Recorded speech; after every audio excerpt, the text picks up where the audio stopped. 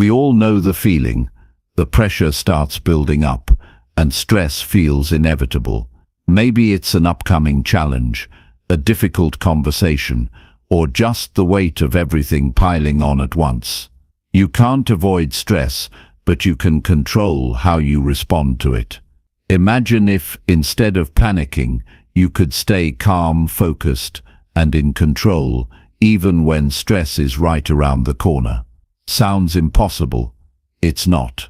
In fact, with the right approach, staying calm during stressful moments is not only possible, it's something you can train yourself to do every single day.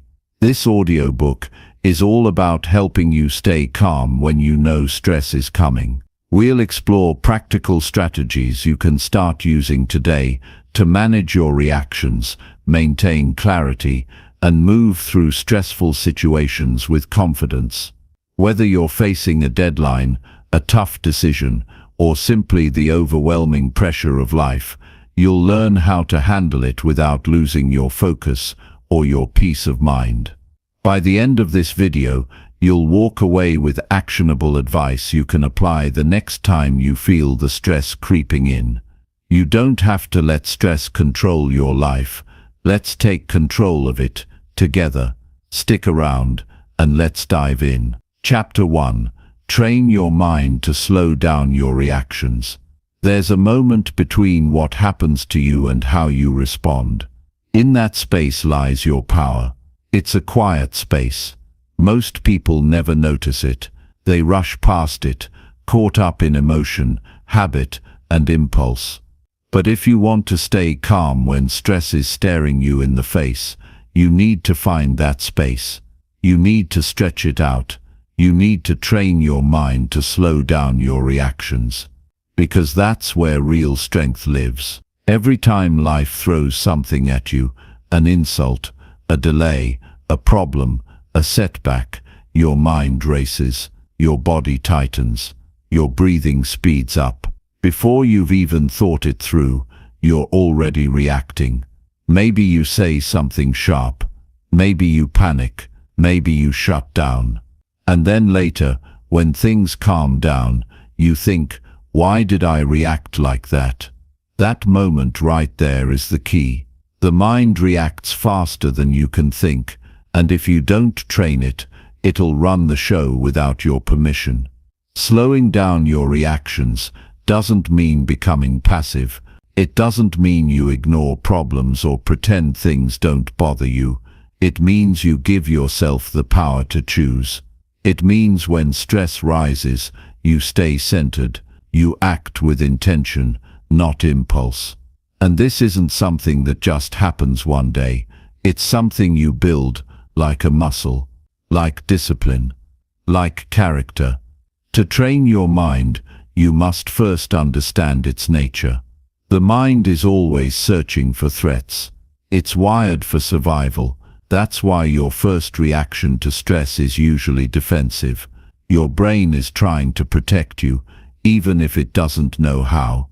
So it reacts fast. It sees something it doesn't like, and it fires off an emotional response: anger, fear, anxiety, defensiveness. And if you don't catch it, that emotion drives your behavior. But what if you could pause before it takes over? Start by noticing. The next time you feel triggered, when your heart beats faster, when your hands tighten, when your thoughts speed up, notice it. Just that. Pay attention to what's happening in your body and in your mind. That simple awareness is the beginning of mastery, because you can't change what you don't notice. Next, breathe. Not deep meditation or some complicated technique. Just breathe.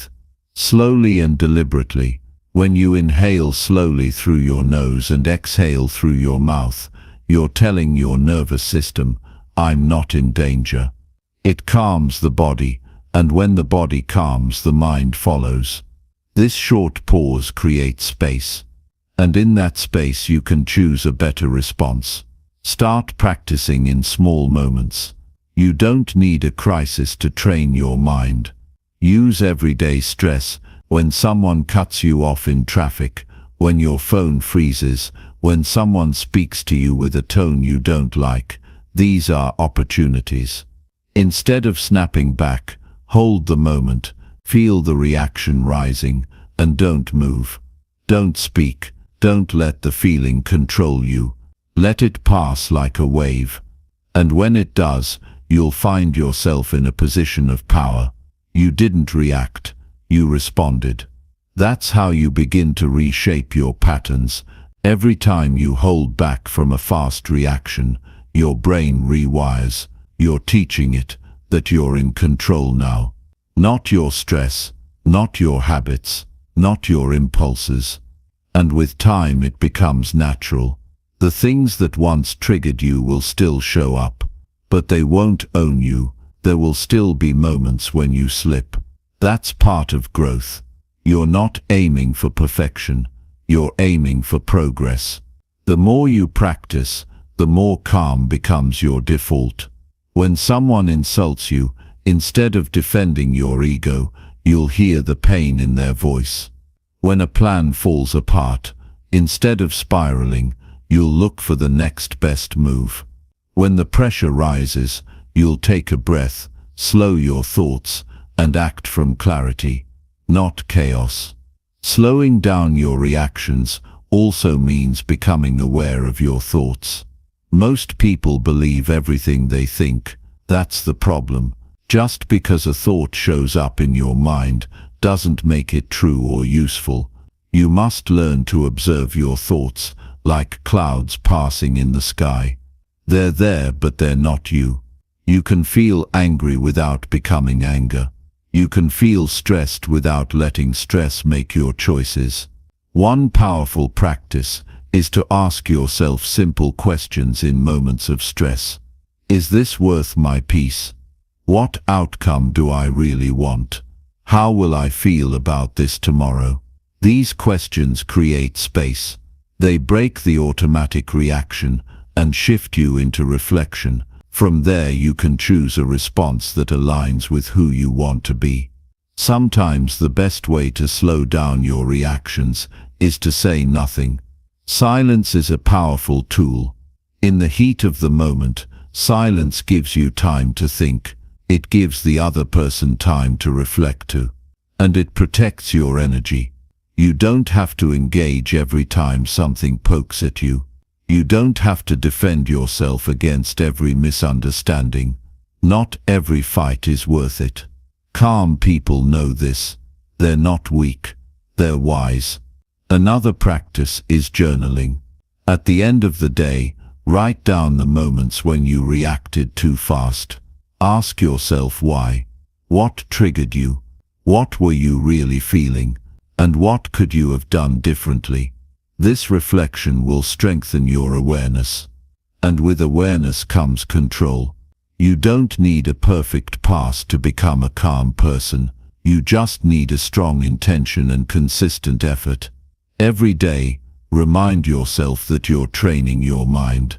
Every day, look for small moments where you can pause and choose a better way. This is self-mastery. This is mental strength. And it will affect every part of your life, your relationships, your work, your health, your peace of mind. People around you will start to notice.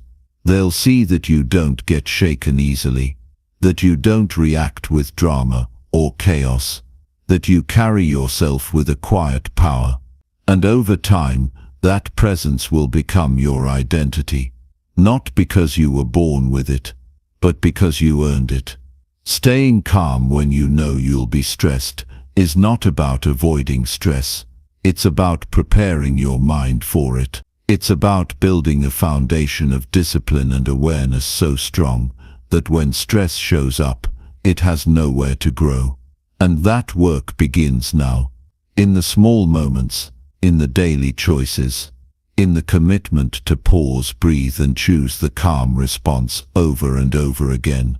You don't rise to the level of your goals, you fall to the level of your habits. So train your mind every day. Slow down your reactions. Practice holding space before you act.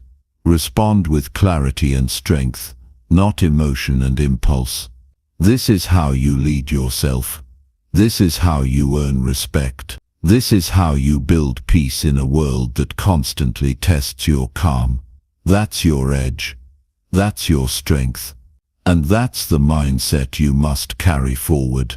Because no matter what life throws at you, your greatest power will always be the ability to control yourself. And once you have that, stress loses its grip on your life. Chapter 2. Build a daily routine that protects your peace. If you don't build a routine that protects your peace, the world will build one for you that destroys it.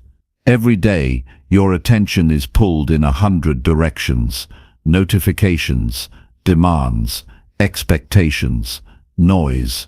And if you don't take control of how you live, stress will take control of you. Chaos doesn't ask for permission. It shows up. It floods your mind, and before you even notice it, you're reacting, chasing, surviving, never truly centered. That's why your routine matters. It's your structure. It's your armor.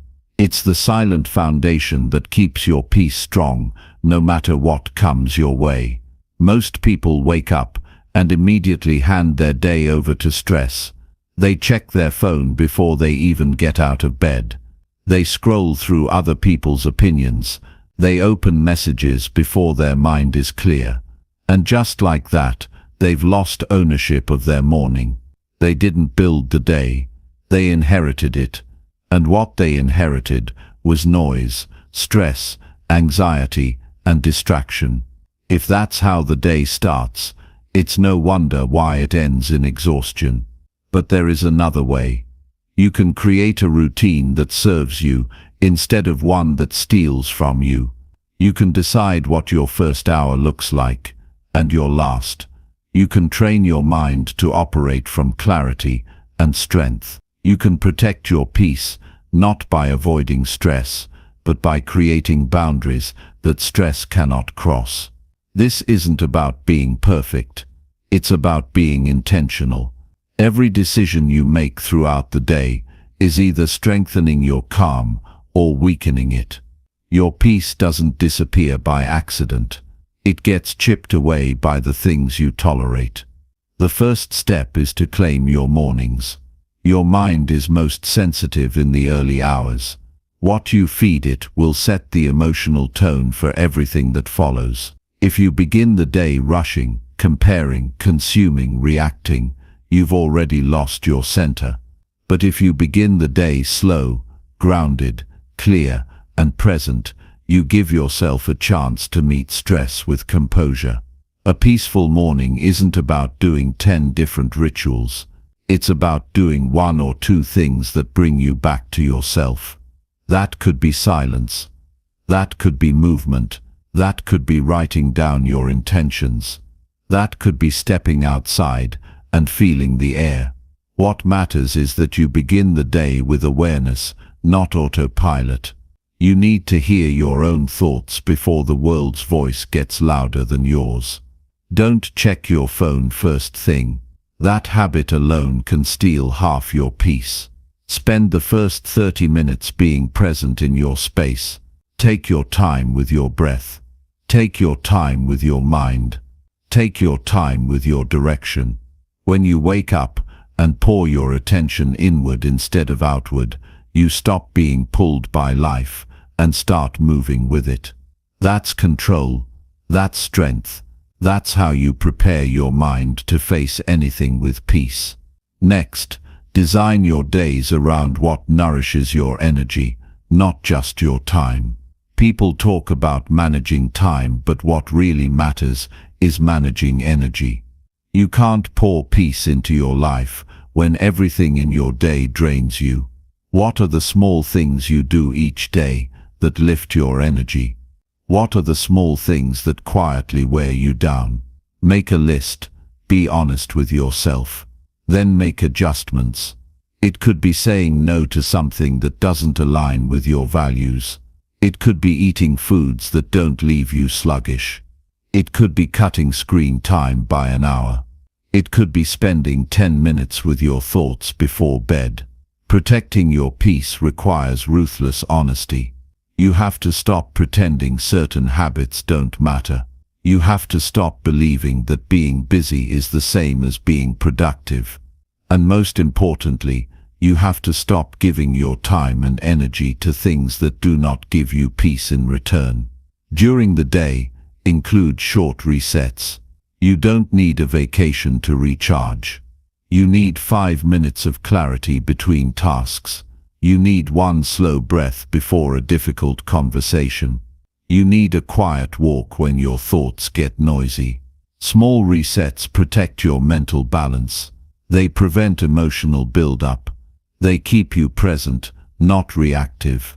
Midday is often when stress sneaks in the fastest. That's when people pile up responsibilities, push through fatigue, ignore how they feel, and try to do more than they can handle. But when you structure your day with buffers, moments to breathe, pause and reconnect, you don't get overwhelmed. You stay sharp. You stay composed. You stop stress before it gains momentum. Also create moments in your routine where you completely disconnect. This is crucial.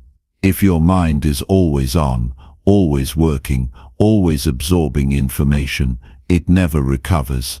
You're not a machine. You need silence. You need boredom. You need time away from stimulation so your nervous system can reset. Choose a block of time every day, even just 20 minutes, where you do nothing for performance or productivity. That time is for restoration. That time is sacred. No screens. No noise.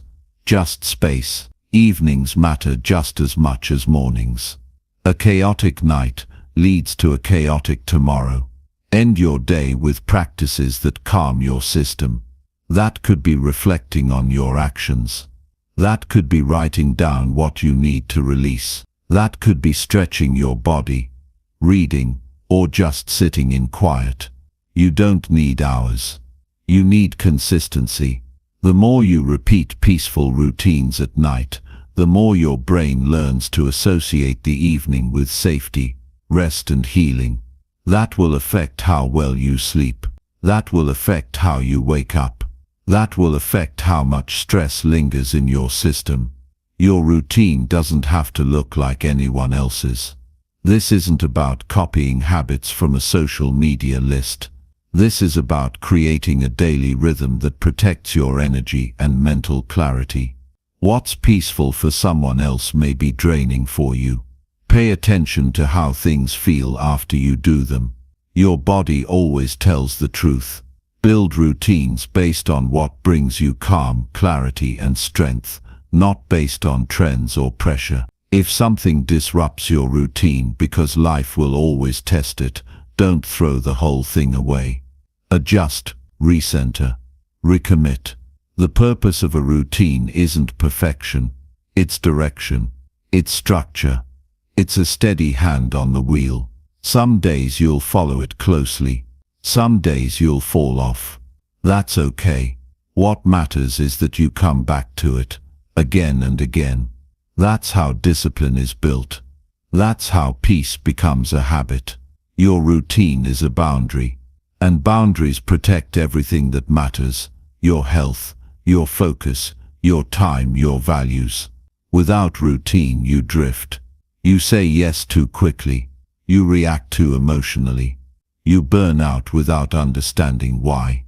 But when your day is built around stability, not chaos, you have room to think clearly. You make better decisions. You're not at the mercy of outside forces. You live on purpose. Peace isn't found in doing less. It's found in doing what matters most with full attention and full presence. You can have a full schedule and still feel calm if your routine is built on clarity, not confusion. Peace is the result of a life aligned with your values, guarded by your choices, and strengthened by your habits. When stress shows up, your routine becomes your anchor. It keeps you grounded. It reminds you who you are. You don't need to search for calm in the middle of chaos if you've already practiced it every day. That's the power of structure. It prepares you for the unpredictable by making peace a daily skill, not a rare state. Start small. Don't wait for the perfect plan. Begin with one peaceful habit in the morning and one at night. Add one short break in the middle of the day. That's it. Then build from there. As the days pass, those moments will add up. They'll build emotional strength. They'll sharpen your focus.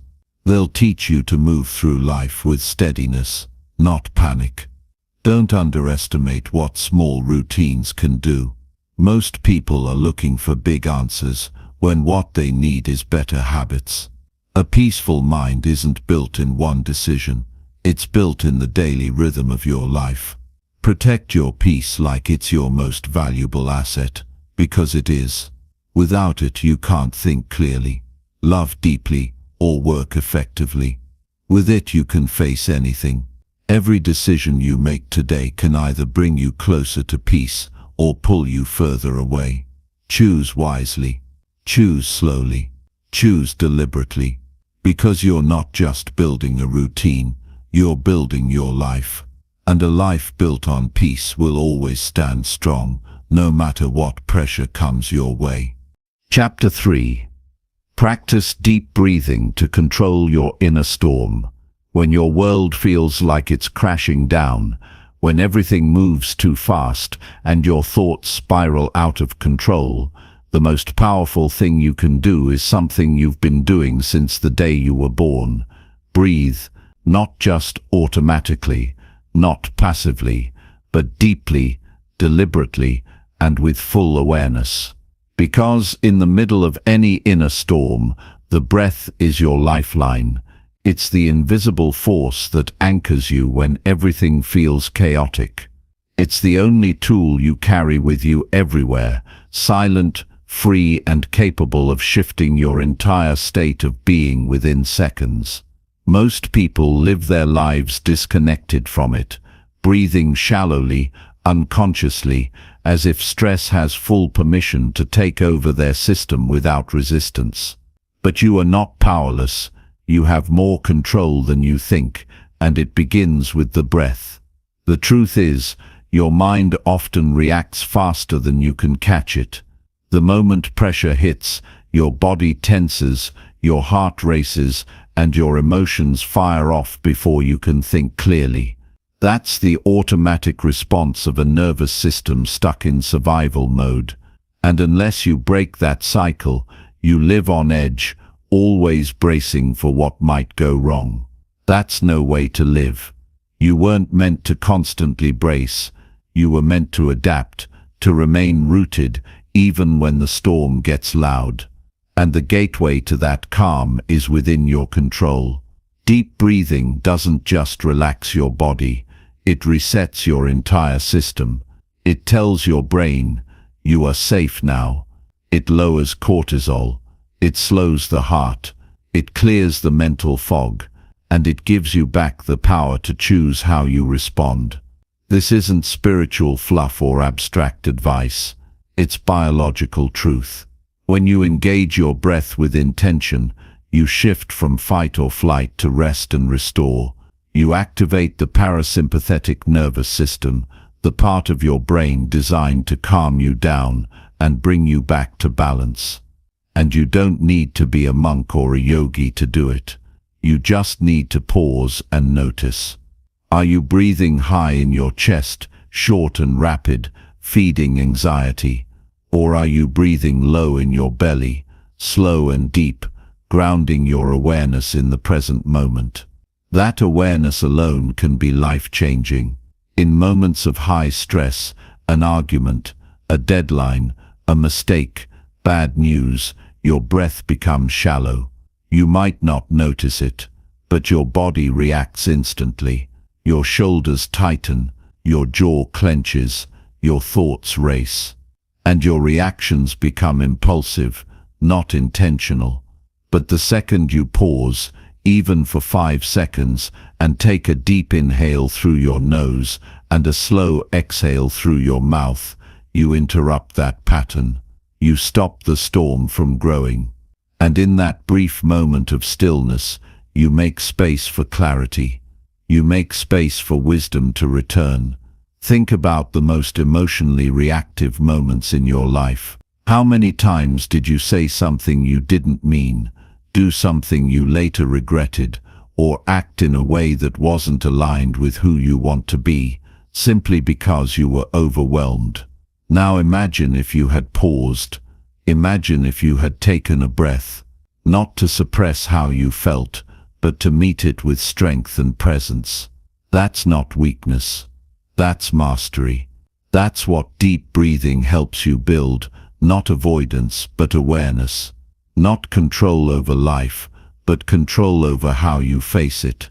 Practicing deep breathing doesn't mean you'll never feel overwhelmed again. It means you'll handle it differently.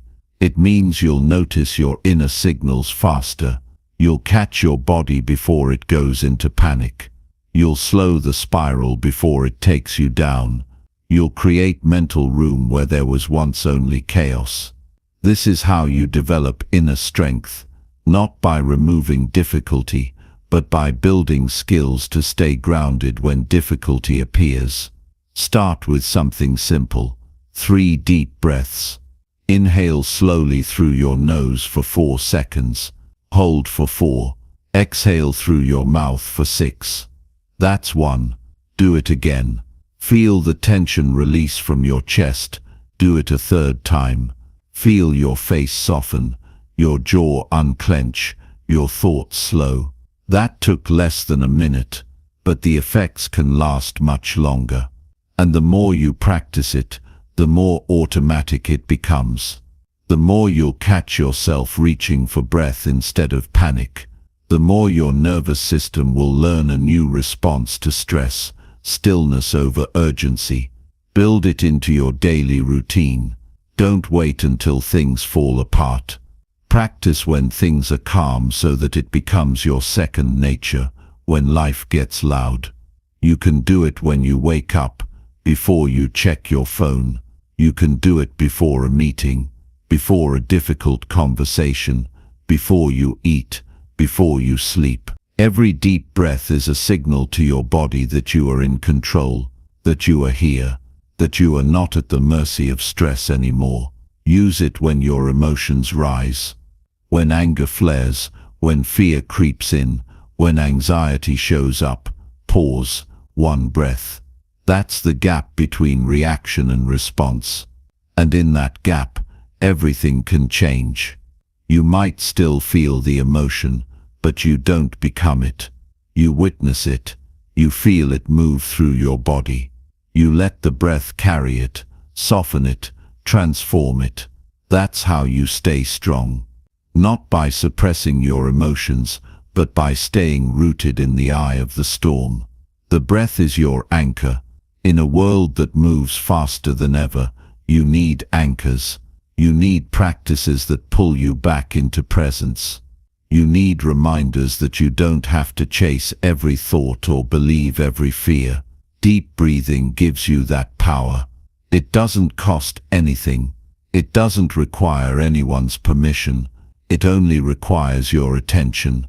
And that's why it works. Because it reminds you that your peace was never outside of you. It was always within reach. You just forgot to return to it. When you breathe deeply, you stop identifying with the chaos. You step back from the noise. You observe without absorbing. You remember that stress is a visitor, not your identity. And with every breath, you reclaim your center. That's not small. That's transformation. That's the quiet power of self-mastery. There's nothing weak about needing to breathe. There's everything strong about using it with purpose. Life will test you. People will trigger you. Situations will overwhelm you. But your response is still yours. Your power is in the pause. Your wisdom is in your breath. You don't need to escape life. You need to learn how to meet it with calm. That's the skill, that's the path, that's the practice. Inhale calm, exhale pressure, inhale presence, exhale tension. Every breath is a new beginning. Every breath is a decision to return to yourself, to slow down, to respond with clarity, instead of reacting with fear. That's what deep breathing trains into your mind, your body, your entire nervous system. And the more you do it, the less power stress holds over you. You become the calm within the storm. You stop waiting for life to be easier and start building a mind that stays strong no matter what. You stop running from emotions and start using breath to guide yourself through them. You don't numb, you don't deny, you breathe and you rise. That's how you lead yourself through pressure. That's how you create space in your mind when everything feels tight. That's how you stay grounded in your highest self, even when everything else tries to pull you down. There will be days when you forget to breathe. There will be moments when the storm feels too loud. But the breath is always waiting. It never leaves you. It doesn't judge you. It doesn't rush you. It meets you exactly where you are and reminds you who you've always been, stronger than stress, wiser than emotion, more powerful than the noise around you. When you make deep breathing part of your life, you stop fighting the storm. You become the quiet force that moves through it with calm. And that changes everything, not just how you handle stress, but how you live, with presence, with clarity, with power, and with peace that no chaos can shake. Chapter 4. Create mental space before stress takes over you. When you feel like you're one thought away from being overwhelmed, one word away from snapping, or one moment away from shutting down, what you need is not more to do. It's space, mental space. The kind that allows you to breathe before you speak, think before you act, and choose before you react. Because once stress takes over, once it hijacks your focus and locks up your mind, it becomes almost impossible to think clearly or act intentionally. But if you learn how to create that space ahead of time, if you build a mental buffer between you and the pressure, you stay in control. You don't get swept up in the chaos. You stand above it. Most people wait until their mind is flooded, until their emotions are loud and their thoughts are tangled, to try and find peace. But peace isn't something you find in the storm. It's something you build before it arrives. You don't wait to build a shelter when the rain starts pouring. You build it under clear skies. That's what mental space is. It's the shelter you construct through discipline, clarity, and boundaries, so that when the chaos knocks on your door, you're not scrambling to survive it. You're already prepared. You cannot think clearly when your mind is cluttered. Just like a desk covered in papers makes it hard to find one important document, a mind filled with noise makes it difficult to focus, decide, or reflect. And the truth is, we carry around way too much unnecessary mental baggage, unfinished conversations, future worries, imaginary outcomes, old resentments, daily distractions. All of it adds up. And if you don't clear it out regularly, it becomes a weight. It becomes a prison. That's why mental space isn't a luxury, it's a necessity. Without it, you live in reaction mode.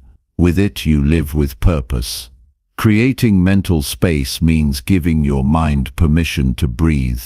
It means giving your attention a place to rest. It's choosing not to be busy for the sake of being busy. It's learning how to slow down the momentum of noise so you can actually hear your own thoughts. Not the surface thoughts, but the ones that tell you what's really going on inside. The ones that help you see the difference between what's urgent and what's important. the ones that keep you grounded in the present instead of pulled into imaginary futures or recycled pasts. You can start creating this space by protecting your attention. Every time you let your mind jump from one notification to another, from one task to another without pause, from one thought to another without reflection, you drain your focus. And when your focus is drained, stress slips in through the cracks. But when you guard your attention like your peace depends on it, because it does, you reduce those cracks. You reclaim your mind, you choose what gets your energy, and you say no to what doesn't serve you. Silence is one of the most powerful ways to create space. But in a world that moves fast and rewards noise, silence can feel uncomfortable at first. Still, you need it.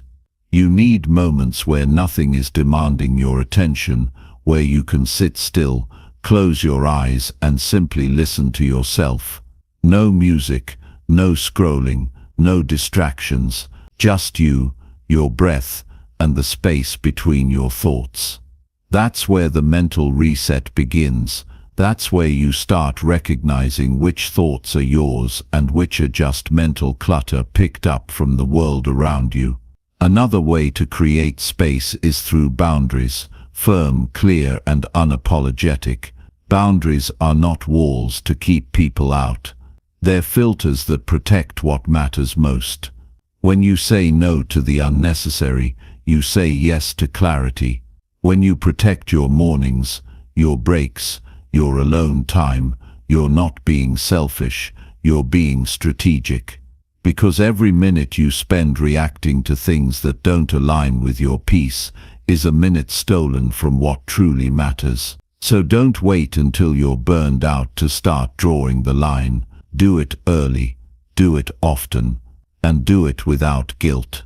Mental space also comes from processing, not avoiding. When you ignore what's weighing on you, when you pretend you're fine while carrying unspoken tension, you don't create space, you bury the mess, and buried stress doesn't go away.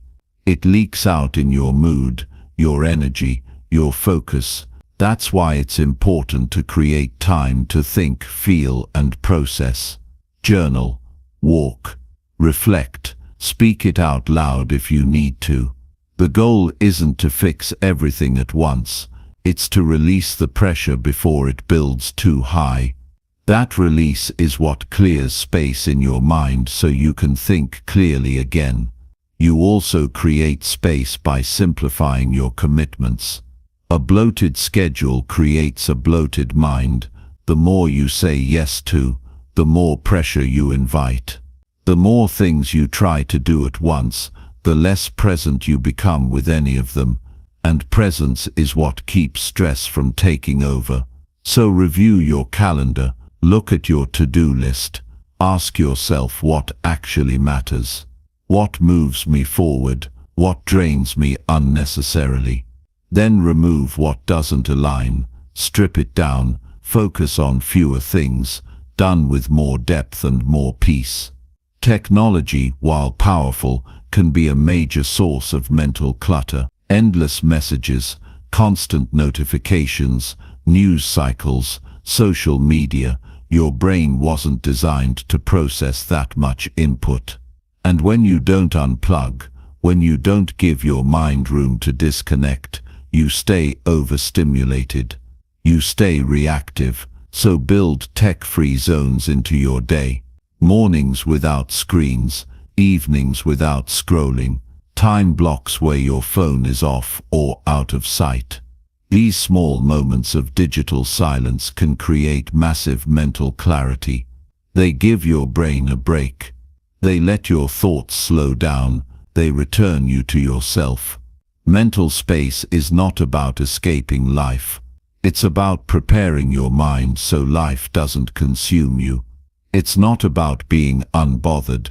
It's about being deeply anchored. It's knowing how to access peace no matter what's happening around you. And the more space you create, the more clearly you see. You notice the warning signs before burnout hits. You catch your spiraling thoughts before they crash. You respond to pressure with presence instead of panic. That's the power of building space ahead of time. You make your mind a place of clarity, not chaos. When something stressful happens, the mind that has space responds differently than the mind that's already crowded. The spacious mind pauses, it breathes, it assesses, it moves with intention. The crowded mind reacts, it rushes, it spirals, it gets loud and loses perspective. Which one do you want steering your life?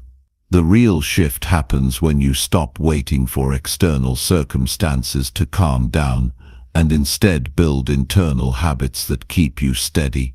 Mental space isn't something you request, it's something you create every day through your choices, through your discipline, through your commitment to protect your mind from unnecessary clutter and noise. And here's the truth. Life is never going to stop being demanding. People will always need things from you. Problems will always show up. Challenges will keep coming. But your mind doesn't have to be a victim of all that. It can be your sanctuary, your headquarters, your command center, but only if you treat it that way. Only if you prioritize its clarity above temporary distractions. The mind you wake up with is the mind that will lead your day.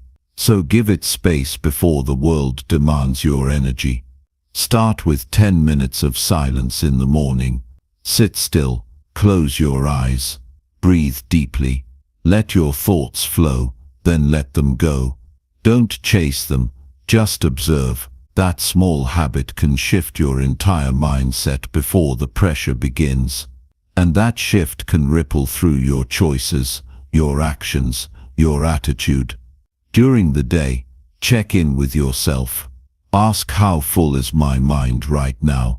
If it feels crowded, pause, step away, move your body, go outside, drink water, write down what's on your mind, release it, reset. These short pauses are not a waste of time.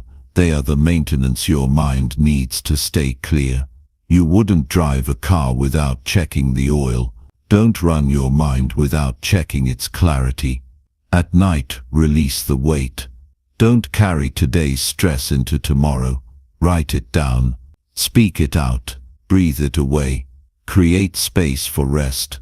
Not just physical rest, but mental rest. That's what prepares you to rise strong the next day. And remember, mental space doesn't happen by accident.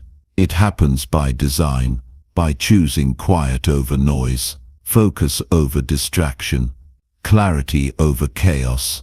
That choice is yours, every day. And the more you choose it, the more powerful you become, because nothing is stronger than a mind that can pause before it panics, that can think before it reacts, that can remain still even when everything around it is moving fast. That's the strength you build by creating mental space, not just for stress management, but for life mastery. And that strength will serve you in every conversation, every challenge, every goal, every moment. The mind you train to stay clear will become the mind that leads you to peace, to purpose, and to power. Not just once, but over and over again, because you chose to create space before the storm arrived. And that single decision can change everything. Chapter 5. Strengthen your focus by removing small distractions. If you want to build an unbreakable focus, you have to start by eliminating everything that doesn't deserve your attention. Because the truth is, it's not the big, obvious obstacles that steal your energy. It's the small, quiet distractions that creep in unnoticed, pull your attention away from what matters, and leave your mind scattered and weak. Every time you check your phone in the middle of deep work, every time you let your environment interrupt your thinking, you train your brain to be less present and more reactive. You slowly drain your ability to concentrate, and without even realizing it, you become someone who is always busy but rarely effective. If you don't remove the small distractions now, you'll never access the mental strength it takes to focus fully. And without deep focus, you can't do deep work. You'll move through your life half aware, half engaged, and half alive. Focus is not something you're born with, it's something you earn. You earn it through discipline. You earn it by removing the unnecessary, not by managing it. You earn it by deciding what gets your attention and what doesn't, and then backing that decision with your behavior.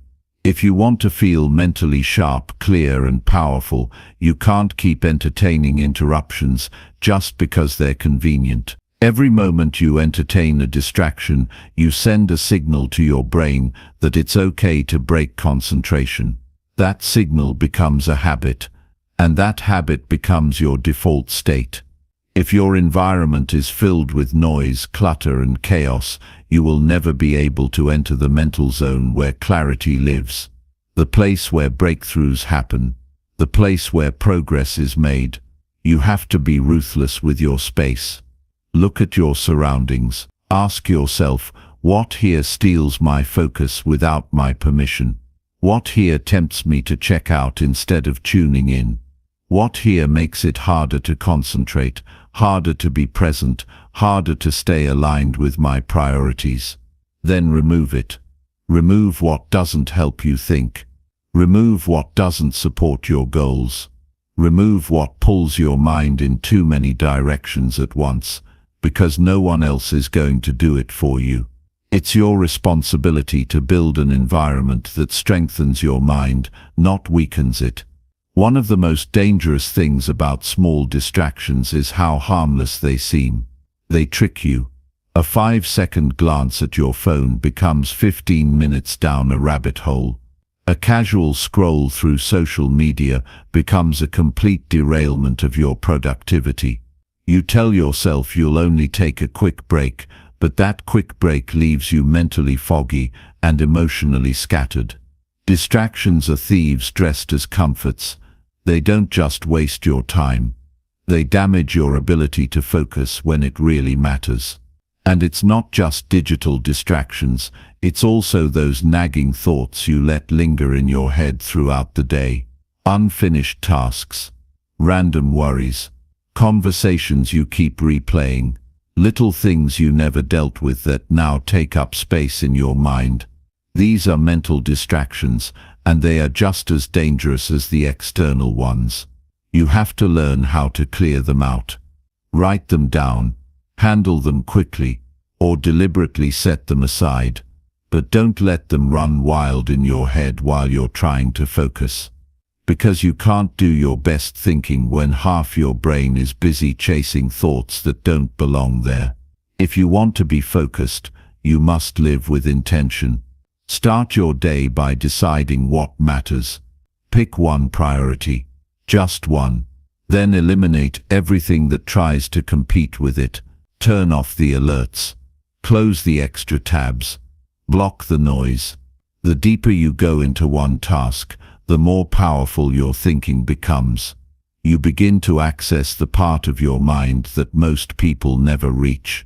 That's where clarity is born. That's where you feel fully alive, fully engaged, fully present.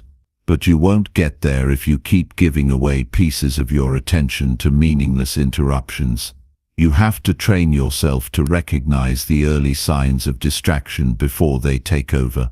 Distractions always start small. You glance at your inbox, even though you're not expecting anything important. You check a news update that has nothing to do with your goals. You allow someone to interrupt you mid-thought, and instead of protecting your focus, you welcome the distraction. That one decision resets your momentum. And once momentum is gone, it takes effort to regain it. But if you learn to catch the distraction at the door, to notice the urge to disengage and then stay locked in, you build a mind that doesn't flinch under pressure. You build a mind that stays strong, no matter what's happening around it. One of the best ways to eliminate small distractions is to manage your energy like it's sacred. Because it is. You only get a limited amount of willpower each day, and the more you waste it on things that don't matter, the less you have for the things that do. Protect your peak energy hours. Do your hardest work when your mind is strongest. Don't waste your best mental state on checking messages, reacting to notifications, or responding to low-value tasks. Use that time to move forward on the things that actually matter, the things that require your full brain. That's how you build strength, by using your energy where it counts and refusing to give it to things that don't deserve it. Sometimes, distraction hides itself as urgency. Not everything that feels urgent is important. Just because someone else thinks something needs your immediate attention doesn't mean it actually does. You must learn how to separate noise from necessity. Set specific times to check messages, emails and updates. Don't let them bleed into every corner of your day. You're not a machine. You're a human being who needs deep focus to create, to think, to solve, to grow. And the deeper you go, the more valuable your work becomes. But you can't go deep if your attention is always shallow. Even your thoughts need boundaries. If you allow your mind to wander into self-doubt, comparison, or negativity every time you feel resistance, you've given distraction an open invitation to stay. You have to discipline your mind just like you discipline your body. Train it to stay focused even when it gets uncomfortable. Train it to return to the present moment. Train it to silence the noise and choose the task. That's mental strength. And that strength isn't built in comfort, it's built every time you resist the urge to drift. Start small. Remove one distraction. Just one. Notice what changes. Maybe it's the habit of constantly checking your phone. Maybe it's background noise you've grown used to. Maybe it's saying yes to things that interrupt your flow. Whatever it is, remove it. Then remove another, and another. What you'll find is that your focus sharpens, your mind becomes quieter. You start completing tasks faster, better, with more purpose. That's not coincidence. That's the power of undivided attention. And when you remove distractions, you make space for discipline. You build the ability to sit with one task, one thought, one goal until it's done. Most people never get there. They live in a scattered mental state, jumping from one thing to the next, always busy but rarely progressing. You don't have to be one of them. You can be deliberate. You can train your mind to focus like a laser. You can decide that nothing will pull you away from your path, not noise, not temptation, not false urgency. That's the level of control most people only dream about. But it's available to you, if you're willing to fight for it. The reward for removing small distractions is massive. You begin to trust yourself again. You stop feeling guilty about wasted time. You gain clarity about what truly matters. You build momentum that lasts. You create work that reflects the depth of your mind instead of the speed of your reactions. That's not just productive. That's powerful. That's rare. And in a world addicted to attention-grabbing, distraction-heavy behavior, being able to focus is a superpower. But it's not about being perfect. You will slip. You will catch yourself drifting. That's okay. What matters is that you come back. Again and again. You train the comeback. You make focus your default. Not because you force it, but because you've created a life where it becomes easier to stay locked in than it is to get distracted. That's what happens when you consistently remove what doesn't belong in your mind. So strip it all back. Eliminate the noise. Declutter your digital life. Organize your environment. Say no more often. Protect your mornings. Schedule your deep work. Create a routine that supports your ability to stay in control of your attention. Do it relentlessly, because every small distraction you eliminate is one more layer of strength added to your mind. And with enough layers, your focus becomes unshakable. You don't just get more done. You become someone who moves through life with clarity, power, and direction. Someone who is no longer pulled around by the world but who leads from within it. That's who you're becoming, one distraction at a time. Chapter 6. Learn to respond instead of reacting to problems. If you want to stay in control of your life, you must master one essential shift. Stop reacting and start responding. Because the difference between people who crumble under pressure and those who rise above chaos is how they choose to handle problems when they show up. Reacting is impulsive, it's emotional, it's driven by fear, ego, and habit. Responding, on the other hand, is deliberate. It's rooted in awareness, it's guided by clarity, and that's what separates the strong from the scattered. The ability to pause, breathe, assess, and act from intention, not emotion. You have to understand something powerful. Life is not going to stop throwing problems your way. Challenges will continue to show up. People will disappoint you. Unexpected situations will catch you off guard. But your job isn't to control everything outside of you. Your job is to master everything inside of you. When you react, you give away your power. You let the world control your mood, your words, your energy. When you respond, you take that power back. You don't become a puppet pulled by emotion. You become a leader, guided by wisdom. Every time something stressful happens, your nervous system wants to act fast. It wants to protect you. So you get triggered. You feel a rush of adrenaline. Your heart rate rises. Your thoughts speed up. And if you're not aware, that reaction becomes automatic. You yell. You panic. You shut down. Or worse, you make a decision that feels good in the moment, but destroys long-term peace. That's what reacting does. It hijacks your clarity. It overrides your discipline. And it traps you in patterns that keep repeating themselves. But here's the truth. You can train yourself to respond instead. You can build the muscle of emotional control. And it starts by learning how to create space between the problem and your behavior. That space is everything. That space is where your power lives. In that space, you get to choose how you show up. You get to decide what version of yourself you bring to the moment.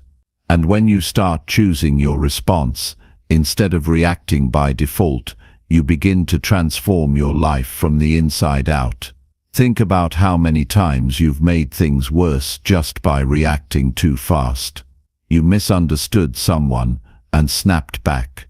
You got frustrated and gave up too soon. You let fear take over and avoided the challenge. These are not failures, they're wake-up calls. They are moments where you can learn to slow down, look within, and ask a better question. What's the response that aligns with my highest self? Not the most comfortable response. Not the quickest one. The one that reflects strength, clarity, and control. You need to be more intentional with your energy. Not every situation deserves your emotional outburst. Not every person deserves a reaction. Some things just need your silence. Some problems just need your patience. And some storms pass faster when you don't add wind to them. You don't owe the world an immediate answer. You owe yourself peace. You owe yourself growth. And growth requires space. It requires that you observe your thoughts before believing them.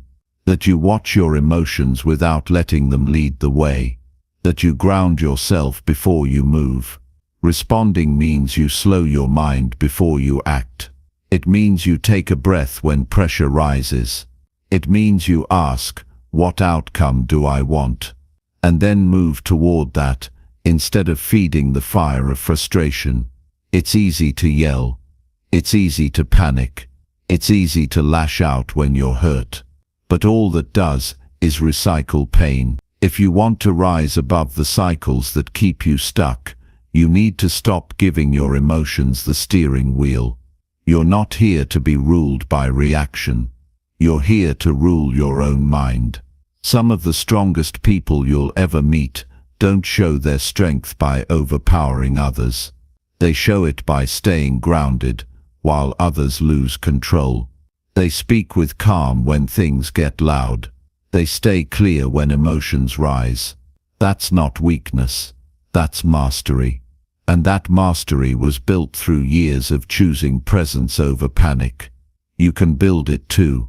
But you have to start small. Start by pausing when you feel triggered. Even just 5 seconds can interrupt the reaction.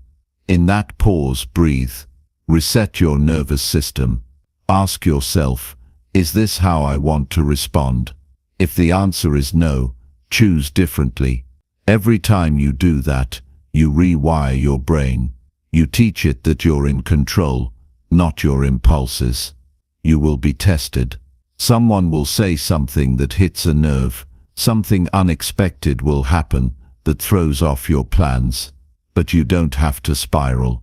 You don't have to match chaos with chaos. You don't have to become the storm to survive it. You can stay grounded. You can be still. You can make peace your priority, even when everything around you is shaking. This is the power of self-awareness. The more you understand your triggers, the easier it becomes to respond with clarity. Start paying attention to the situations that provoke you the most. What patterns do you see? What stories do you tell yourself in those moments? What fears get activated? And more importantly, what do you need in those moments that you're not giving yourself? Often, reacting is just a sign of unmet emotional needs. Learn to meet those needs yourself, and the urgency to react disappears.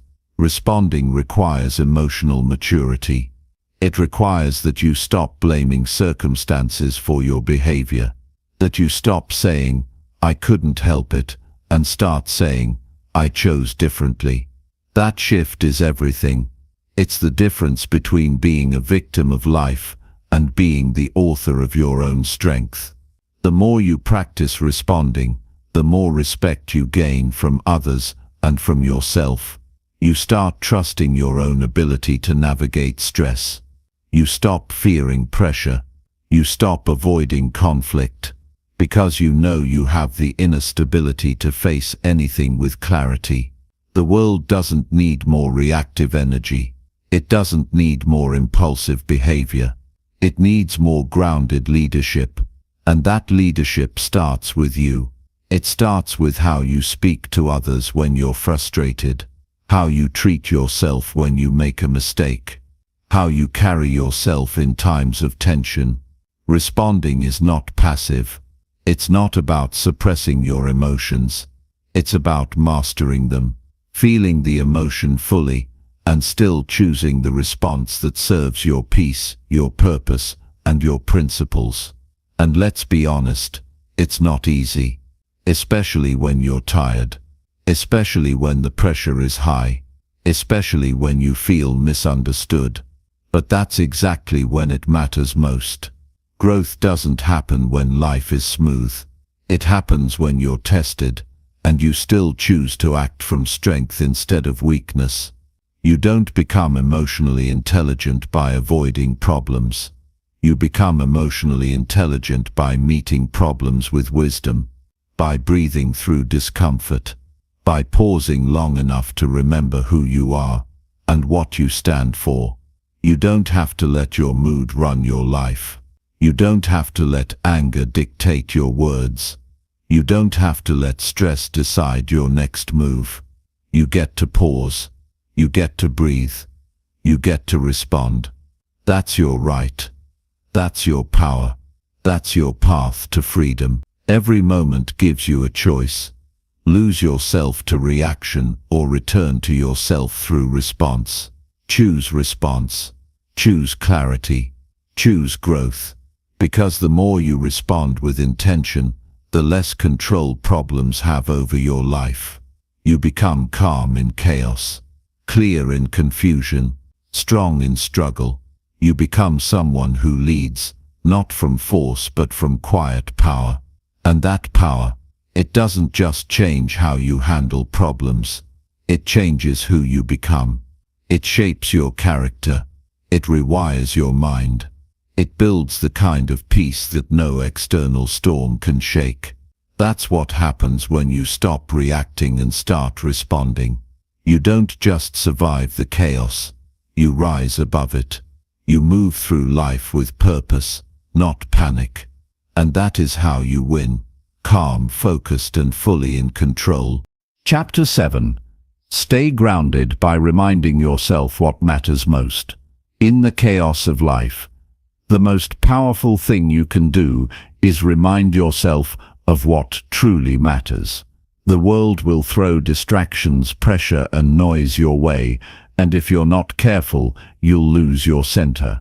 The beauty of staying grounded lies in one simple truth: nothing outside of you can truly shake your peace unless you let it.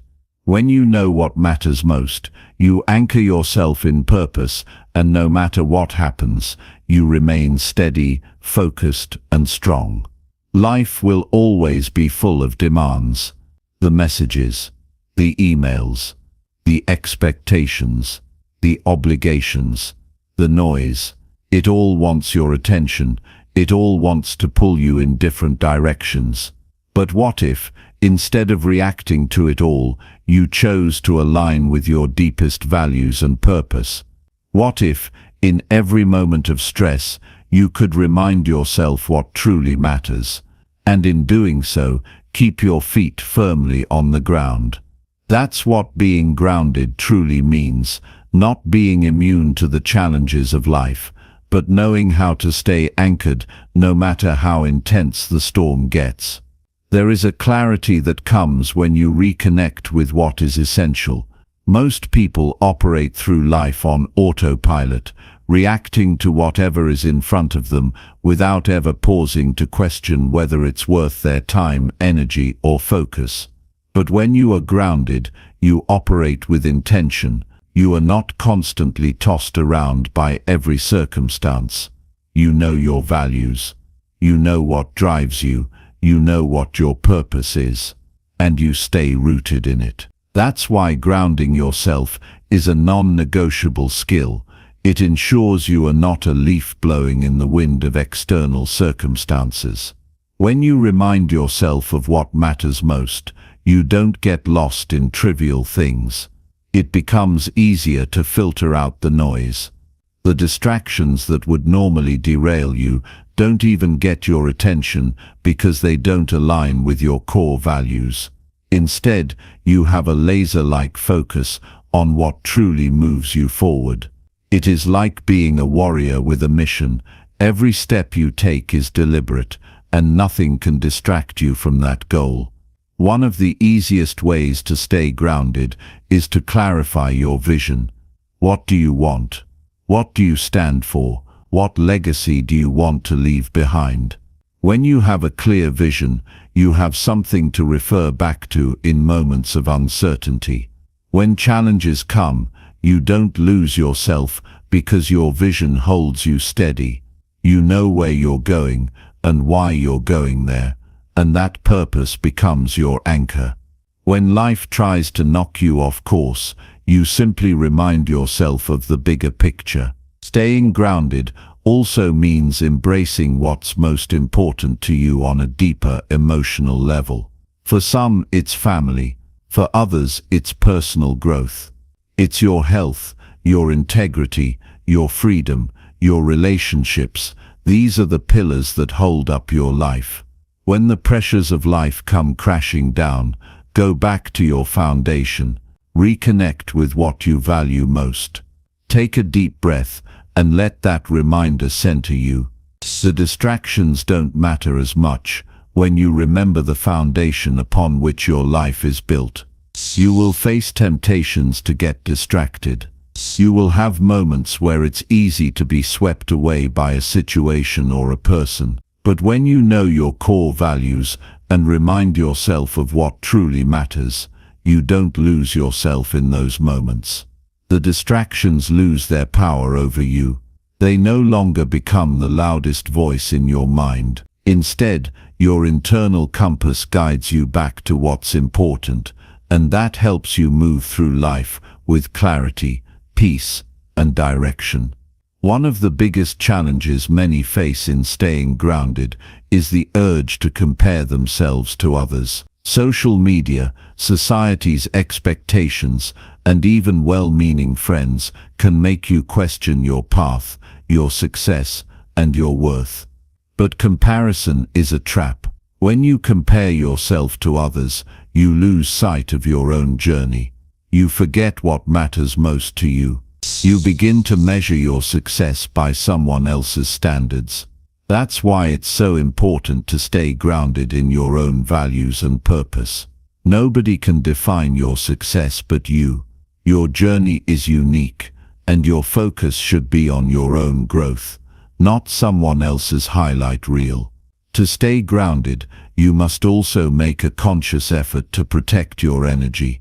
People will test your boundaries.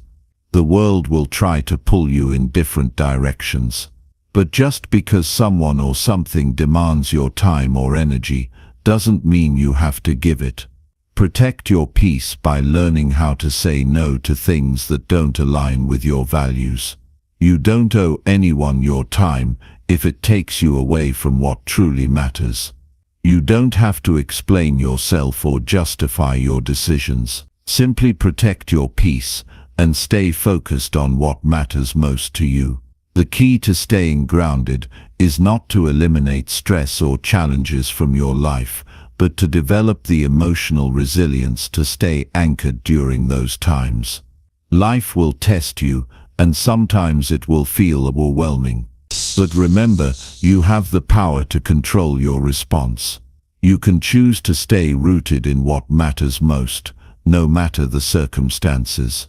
That inner strength comes from practice, consistent practice of checking in with yourself, reaffirming your values, and staying focused on the path that aligns with your deepest desires.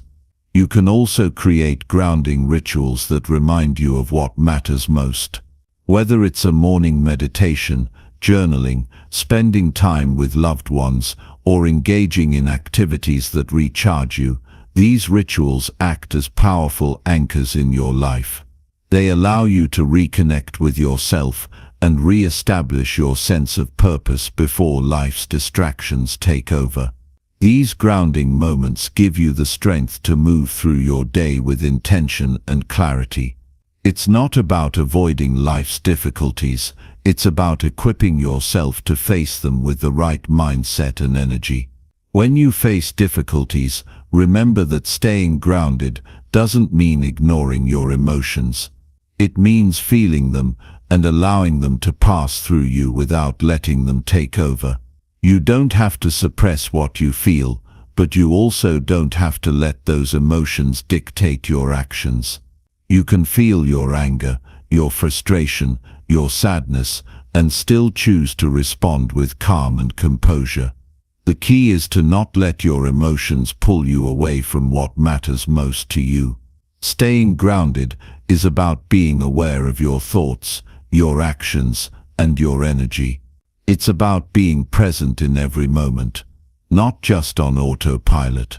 When you stay connected to what matters most, you create a sense of stability and peace within yourself. You can move through life's challenges with confidence, knowing that no matter what happens, you are anchored in your values and your purpose. Ultimately, staying grounded is about building a life that reflects what matters to you most. It's about living intentionally, aligning your actions with your deepest values, and protecting your peace at all costs. It's about choosing to remain focused on what's truly important, even when the world around you tries to pull you in 1,000 different directions. When you live from this place of groundedness, you don't just survive, you thrive.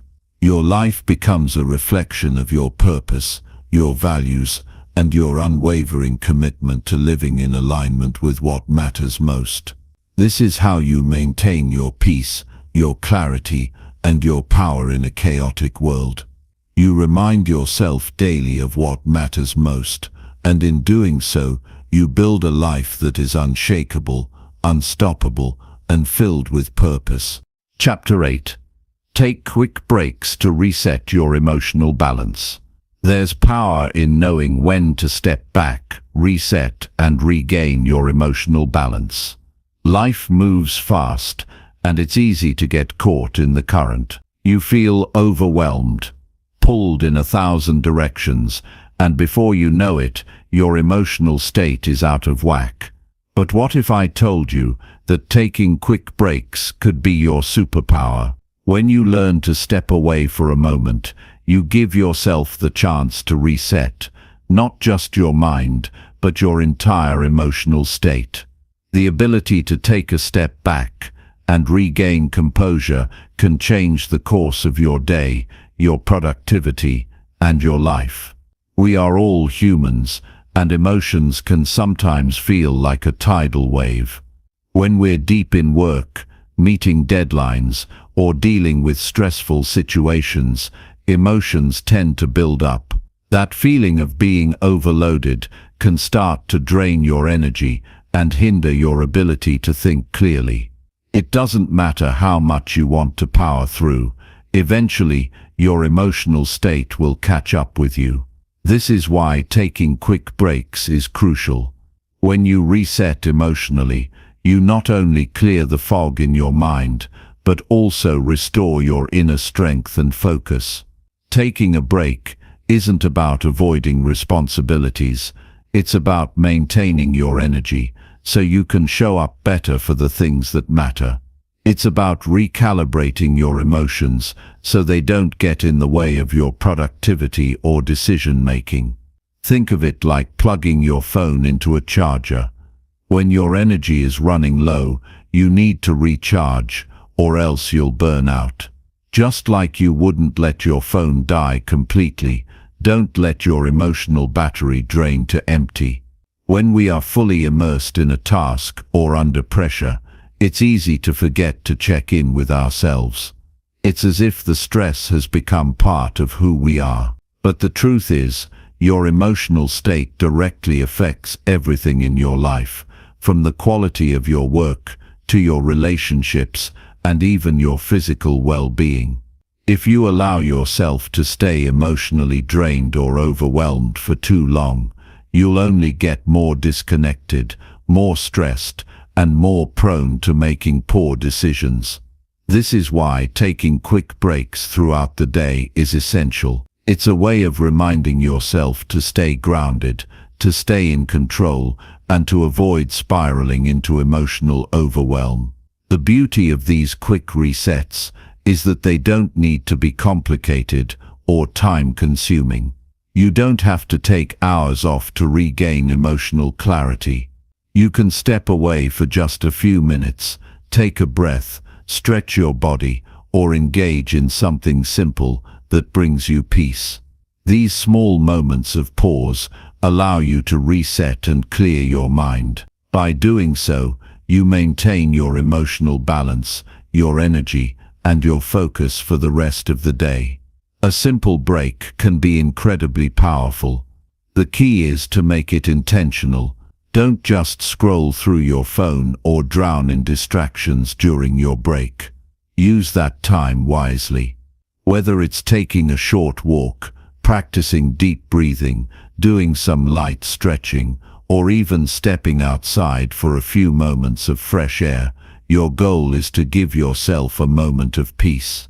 When you return to your task, you'll feel recharged, refocused, and more capable of handling whatever comes next. This is about respecting your emotional boundaries. The world will try to take everything from you, your time, your focus, your energy. But when you take the time to reset and realign, you protect yourself. You protect your emotional health. You prevent burnout. Instead of reacting impulsively or becoming overwhelmed, you give yourself the space to regain perspective. When you return to the task at hand, you do so with a renewed sense of energy and purpose. There's a reason why some of the most successful people in the world swear by taking breaks throughout their day. It's because they understand the importance of emotional energy. They know that constant pressure can't sustain long-term success. Instead, they use these breaks to stay sharp, stay centered, and stay productive. It's not a weakness to take a break, it's a strategy. A strategy that protects your well-being and keeps you performing at your best. Your emotional state is your most valuable asset. When you're balanced and at peace, you think clearer, make better decisions, and move with purpose. But when you're overwhelmed and exhausted, you're not operating at full capacity. You're working at a fraction of your potential. And that's why quick breaks are so important. They allow you to get back to a place of balance and power. They give you the opportunity to reset emotionally so you can give your best effort in everything you do. A critical part of emotional balance is also learning to acknowledge your feelings without judgment. We live in a world that often demands us to push through our emotions, to ignore stress, or to suppress discomfort.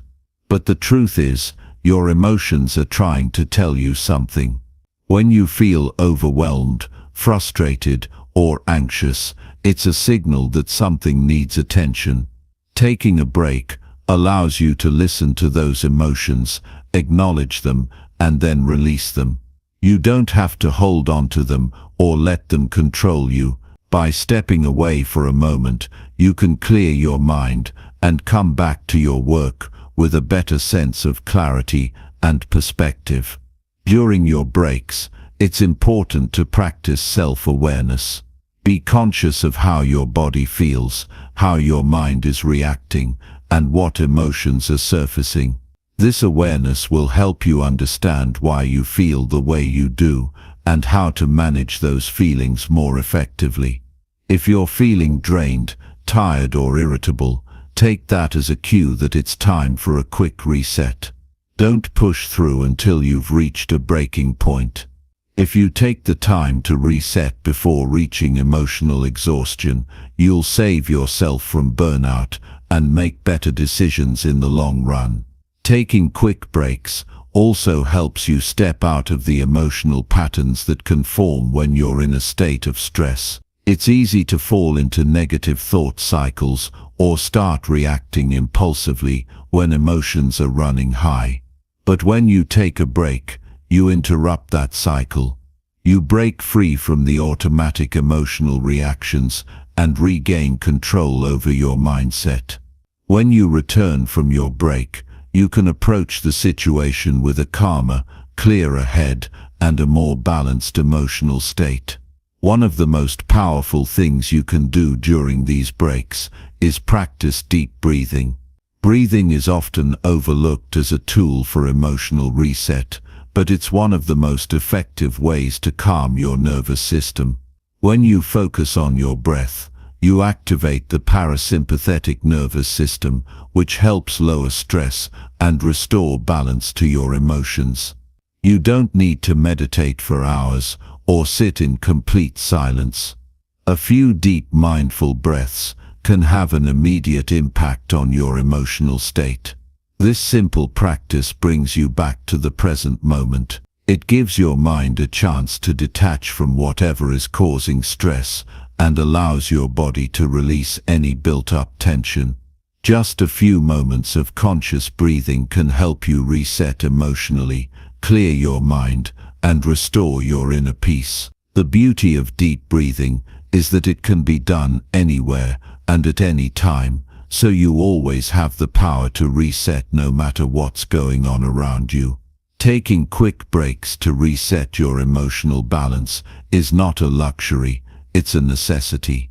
It's a way to honor yourself, protect your energy, and ensure that you stay emotionally strong.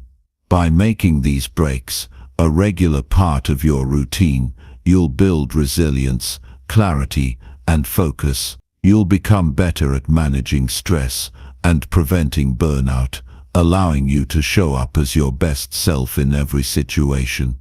It's time to start using the power of a simple break to reset, recharge, and keep your emotional balance intact. Chapter 9.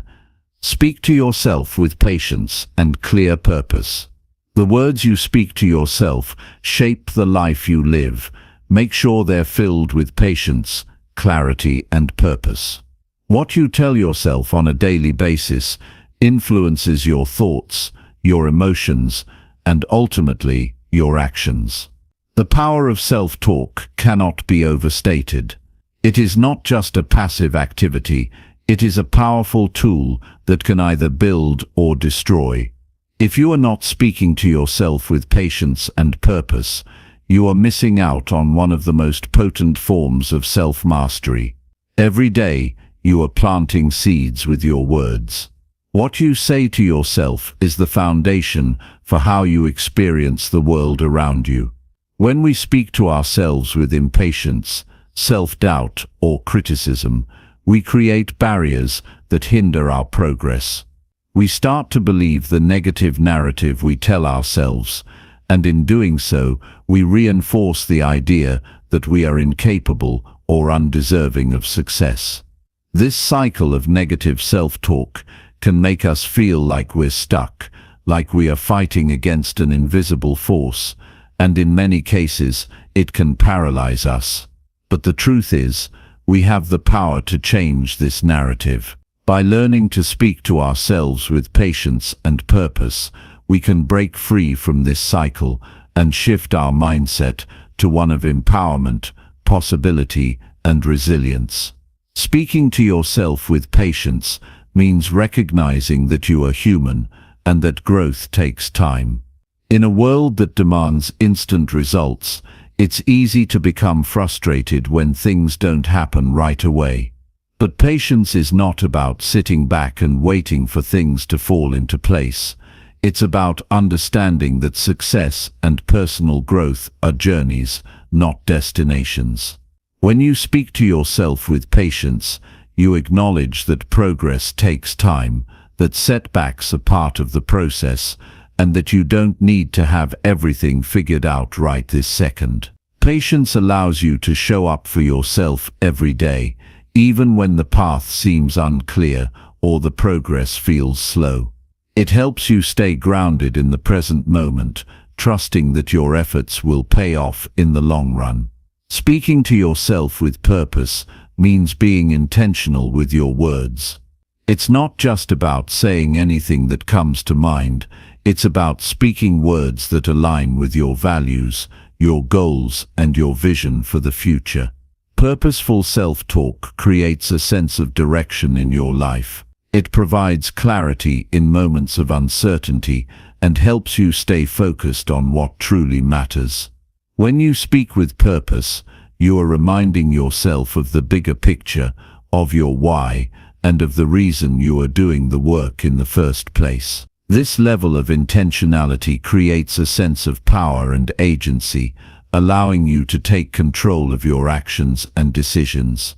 You no longer allow external circumstances to dictate your mood or your mindset. Instead, you take charge of your inner dialogue, shaping it to support your goals and your aspirations. When you start speaking to yourself with patience and purpose, something remarkable happens. You begin to see yourself differently. You start to believe in your potential, and your actions begin to reflect this new self-belief.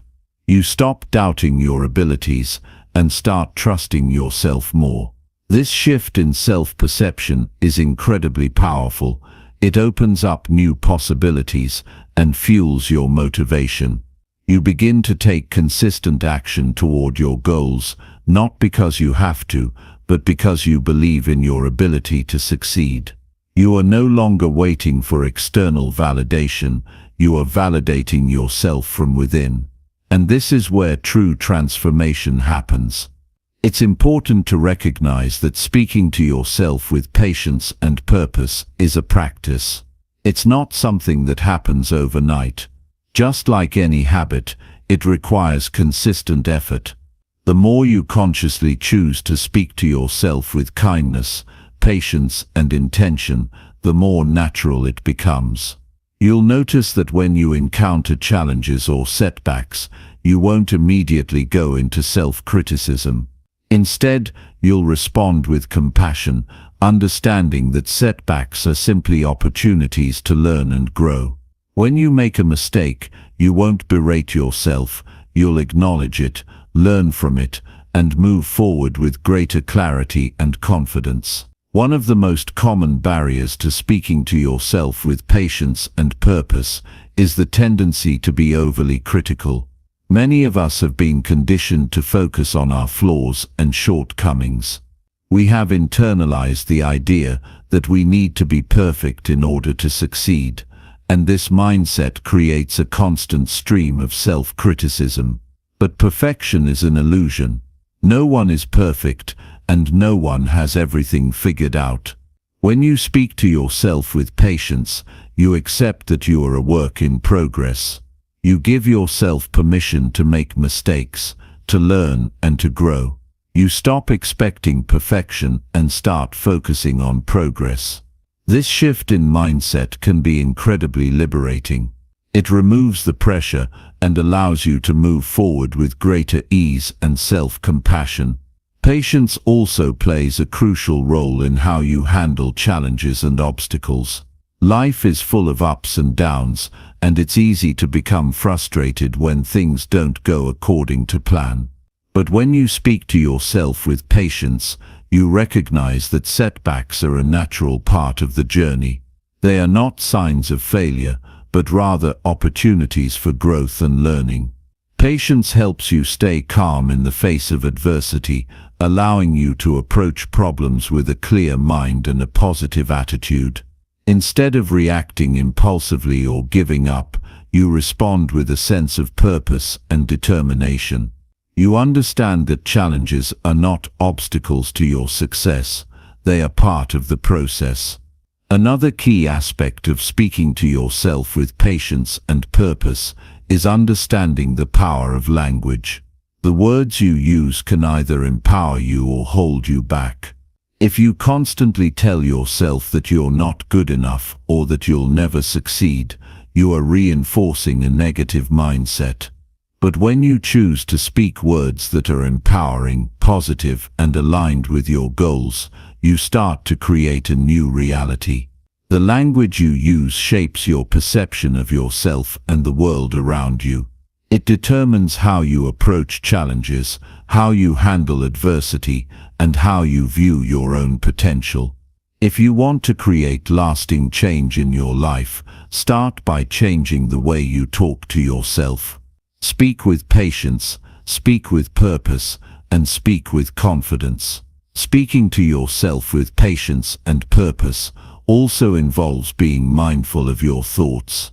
The way you think about yourself has a profound impact on the way you speak to yourself. If you constantly engage in negative self-talk, it becomes easy to fall into a pattern of impatience and frustration. But when you challenge negative thoughts and replace them with positive affirmations, you start to change the narrative. You become more patient with yourself, more accepting of your imperfections, and more focused on the progress you're making. The key is to be aware of your thoughts and to intentionally choose to speak to yourself with kindness and patience, even when it feels difficult. This practice takes time, but the more you commit to it, the more natural it becomes. As you continue to speak to yourself with patience and purpose, you will notice a shift in your overall mindset. You will become more resilient, more confident, and more empowered. You will stop waiting for external validation and start recognizing your own worth. Your self-talk will no longer be a source of stress or frustration. It will become a tool for personal growth and success. You will begin to approach life with a clear sense of purpose, knowing that you have the power to create the life you desire. By speaking to yourself with patience and purpose, you unlock your true potential and set yourself up for lasting success. Chapter 10. Prepare for stress by visualizing calm outcomes daily. Stress doesn't have to control you. You have the power to visualize calm, and by doing so, you can prepare your mind to handle anything that comes your way. Life is full of unpredictable moments that can throw us into stress, anxiety, and discomfort. But what if I told you that the key to staying calm isn't about avoiding stress, but about preparing for it? Visualizing calm outcomes daily is one of the most powerful tools you can use to reduce the impact of stress on your life and train your mind to stay composed in challenging situations. Think about this: when a storm is coming, you don't wait for it to strike. To prepare your home, you reinforce your windows, check the roof, and clear your gutters. Similarly, your mind can be prepared for stress by intentionally creating moments of calm before the storm hits. By visualizing calm outcomes and practicing mental resilience every day, you will be ready when stress inevitably arrives. Many of us live in a constant state of reaction. We react to stressful situations as they occur, and often this reaction is rooted in panic, anxiety, or frustration. But by consistently practicing calm visualization, we train our minds to respond from a place of clarity rather than chaos. When stress arises, instead of being swept up in the whirlwind of emotions, we can remain grounded and composed, knowing that we've already rehearsed how to handle it in the calmest, most effective way possible. Start by creating a daily practice of visualizing calm outcomes in any situation that typically causes you stress. Imagine yourself in a high-pressure situation, whether it's a work deadline, a difficult conversation, or a personal challenge. In this visualization, picture yourself not only handling the situation with grace, but doing so with an overwhelming sense of calm. Visualize the entire scenario playing out smoothly and focus on the emotions you experience during this process. Feel the confidence, the clarity, and the ease as you navigate the stressor. The key here is not just to imagine success, but to immerse yourself in the feeling of peace that accompanies it. Visualization is incredibly powerful because it allows us to mentally rehearse situations before they happen. Just as an athlete visualizes their performance before stepping onto the field, you are preparing yourself to stay calm in real-life scenarios. The more you practice this, the more it becomes a part of your subconscious, and when stress arises, your mind will automatically fall back on the calm mindset you've trained it to have. It's not about avoiding stressful situations. It's about having the mental tools to stay centered when those moments come. One of the reasons we struggle with stress is that we feel we are constantly battling against it. We feel as if we have no control over the circumstances around us, and this sense of powerlessness only heightens our stress. But when you visualize calm outcomes, you are actively creating a sense of control. You are setting your mind up to expect peace rather than chaos. You're essentially programming your mind to expect the best rather than the worst. This shift in perception not only reduces your stress levels, but also helps you approach challenges with a sense of confidence and calmness. Another powerful aspect of visualizing calm outcomes is that it helps to retrain your body's physiological response to stress. When you imagine yourself in a stressful situation and handle it calmly,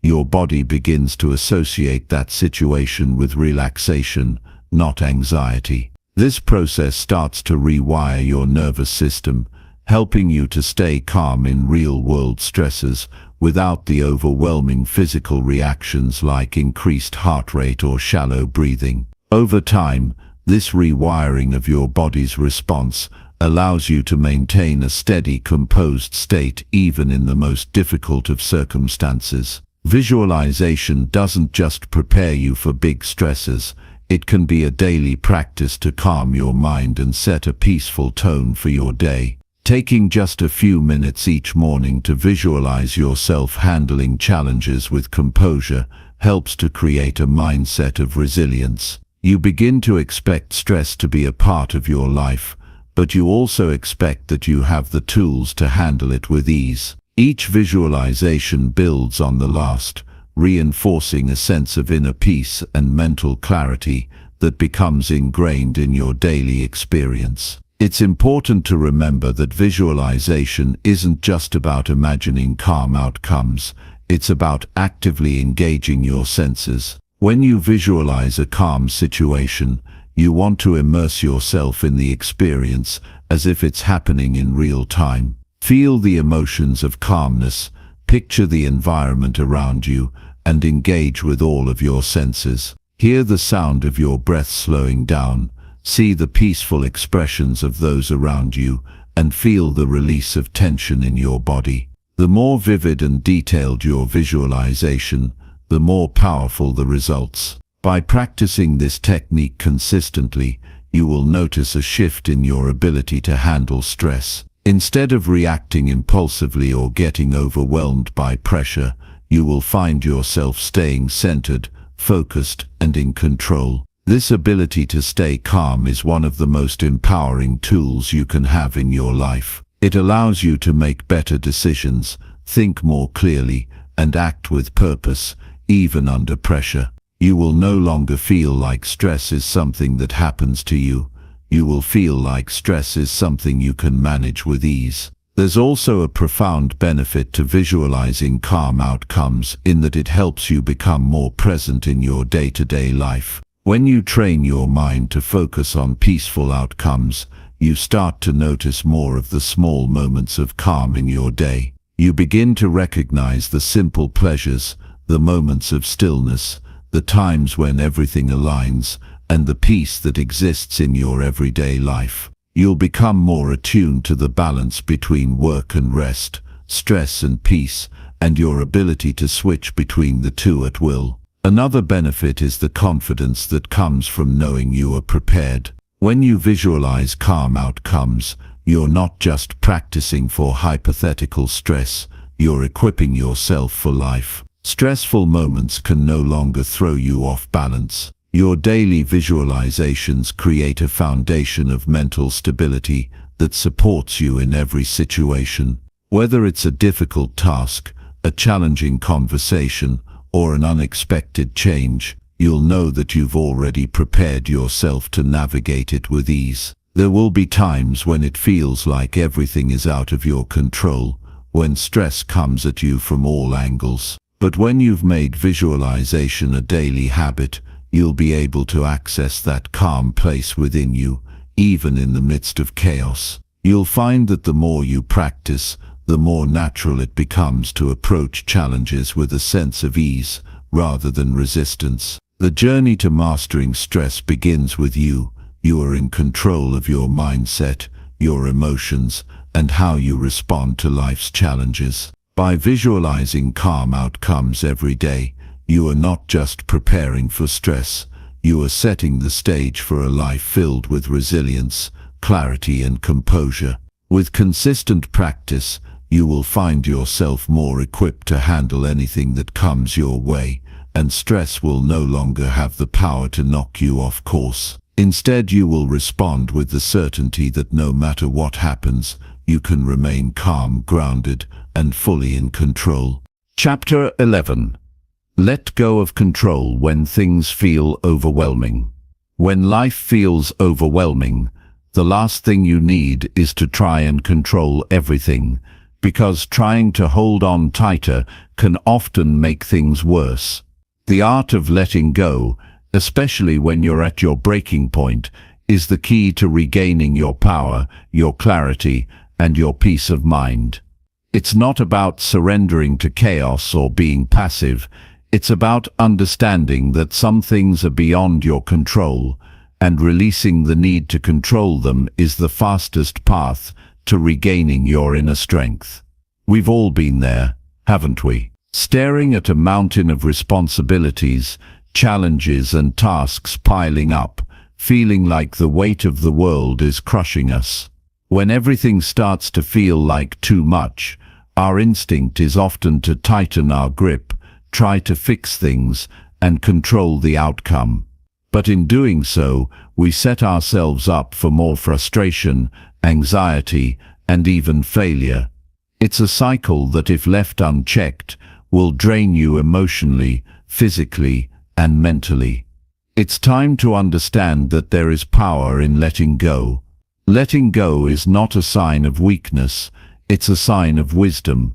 It's the acknowledgement that you have done all you can, and that at this moment, the best thing for your well-being and success is to release control and trust in the process. Life has a way of testing us, but it also offers us countless opportunities to grow by showing us that we don't need to control everything to thrive. The first step in letting go is understanding that you are not in control of every outcome. You cannot control other people's actions, the timing of your success, or the unexpected events that happen in life. What you can control, however, is how you respond to those events. Trying to micromanage every detail, every situation, and every outcome only adds layers of stress to your life. But when you release the need to control, you free up emotional energy, which can then be focused on how you respond in a healthy, empowered way. The act of letting go doesn't mean you stop caring or giving up. It simply means that you're choosing to release the burden of unnecessary worry. We spend so much time trying to anticipate what could go wrong, trying to predict outcomes, trying to hold everything together. But in doing so, we exhaust ourselves. The energy we could have spent on taking action, being creative, or staying focused on the present moment gets drained by the worry about the future. Think about it. The more we try to control, the more we end up feeling overwhelmed. And when we feel overwhelmed, our thinking becomes clouded and our decision-making suffers. It's a downward spiral. But when you let go of the need for control, you can regain your clarity and make better decisions from a place of calm. This concept of letting go also ties into the power of trust. Trust in yourself, trust in the process, and trust that you have the ability to navigate any storm that comes your way.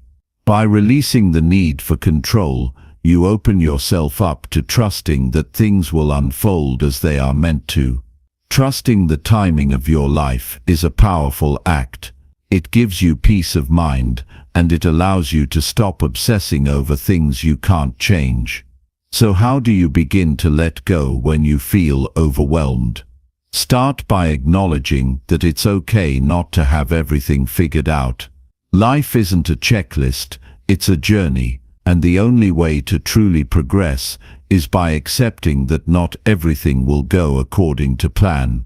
In fact, the most successful and resilient people are often those who are most willing to embrace uncertainty because they know that in time they will be able to handle whatever comes their way. Start by focusing on what you can control in the present moment. Instead of trying to solve every problem all at once, break it down. What can you do right now, today, that will move you in the right direction? What's one small action you can take? Focusing on one step at a time takes the pressure off the need to have all the answers, and it allows you to experience progress without feeling like you're drowning in to-dos. Another powerful way to release control is by learning to delegate. You don't have to do everything yourself.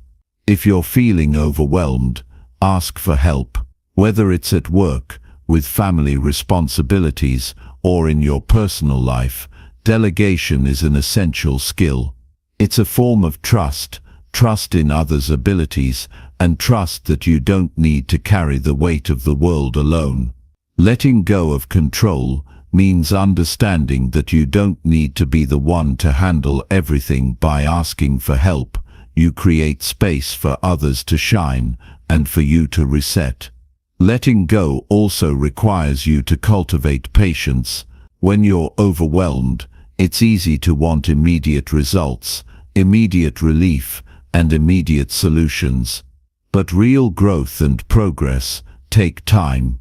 Patience is a skill that we must actively develop, especially in moments when things feel out of our control. Trust that the universe, or whatever you believe in, has a plan for you, and that even in moments of struggle, you are moving toward your greatest good. Patience allows you to breathe through the discomfort, knowing that this too shall pass. Another technique for letting go when things feel overwhelming is practicing mindfulness. In moments of stress, it's easy to become consumed by our thoughts, emotions, and worries. But by grounding yourself in the present moment, you stop feeding into the cycle of overwhelm. Mindfulness allows you to step back, observe your thoughts, and remind yourself that you don't need to fix everything right now. The present moment is all you have, and by focusing on it, you create the space to regain your composure. Incorporating regular breaks into your day is another way to release control. When we're overwhelmed, we tend to push ourselves harder, thinking that if we just do more, we'll be able to fix everything. But the opposite is often true. Taking breaks allows you to reset, recharge, and come back to your tasks with a clearer mind. It's important to remember that you don't have to be on all the time. The most effective, productive, and resilient people know the value of rest and give themselves permission to step away when needed. Letting go also requires you to release judgment, both of yourself and others. We often create overwhelm by holding ourselves to unrealistic standards or by trying to control how others act or behave. When you let go of the need to judge, you stop adding unnecessary pressure to yourself and to the situation. You accept things as they are, without the constant need for approval or validation. This mindset shift gives you the freedom to just be, to focus on your own growth and progress, without worrying about everyone else's expectations. Ultimately, letting go when things feel overwhelming is about reclaiming your peace and your power. It's about giving yourself the permission to stop fighting against life and to trust in the process. When you do this, you create space for solutions, for creativity, for clarity, and for growth. You begin to understand that stress and overwhelm are temporary, and that by releasing control, you allow yourself to access a deeper sense of strength and resilience that will carry you through any challenge. Remember, letting go is not about quitting or giving up. It's about choosing to move forward with clarity, knowing that you can handle anything that comes your way without the need for constant control.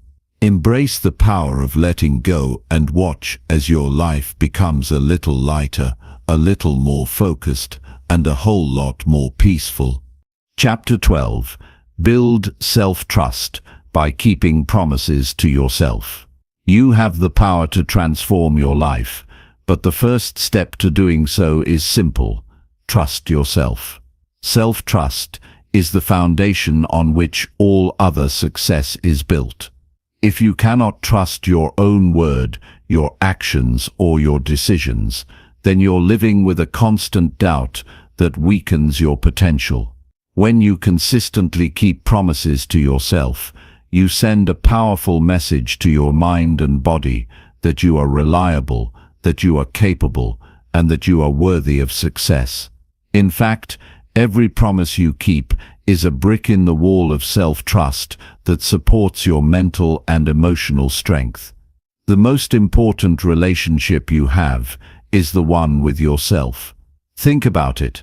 Every time you make a promise to yourself and fail to keep it, you chip away at that trust.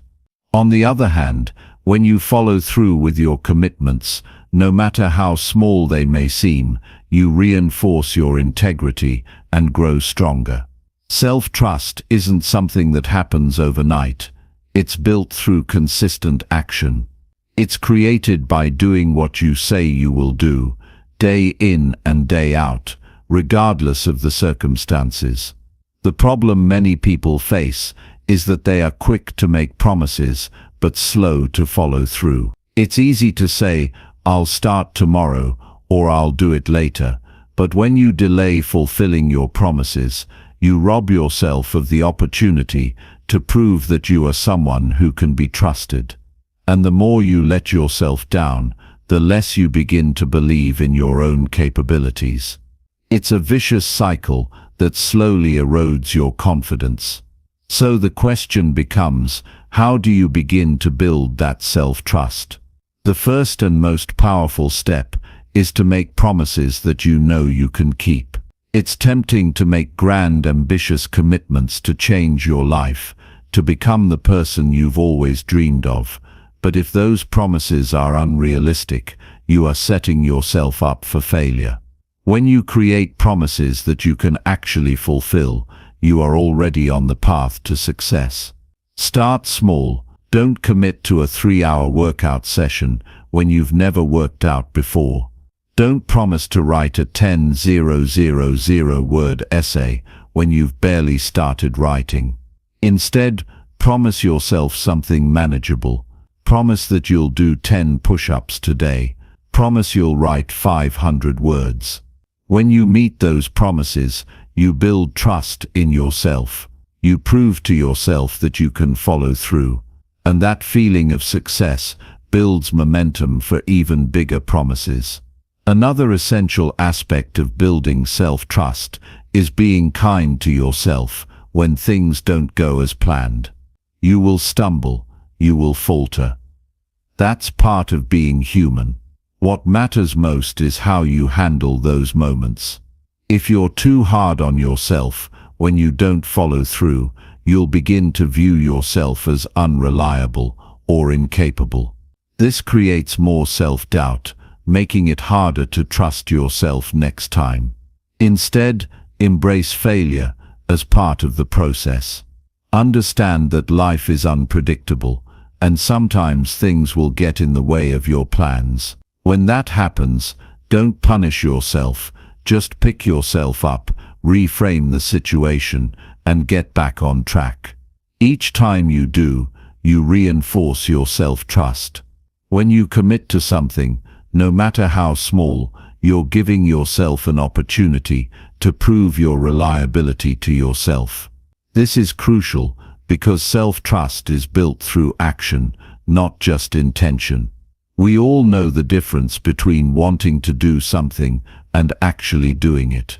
Every time you follow through, you teach your mind and body that you're the kind of person who does what they say they will do.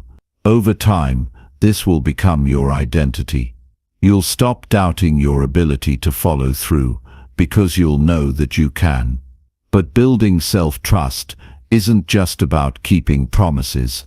It's also about being honest with yourself. Honesty is a key component of trust. How often do you tell yourself things you don't fully believe? Maybe you promise yourself you'll work harder, but deep down, you know you're not committed.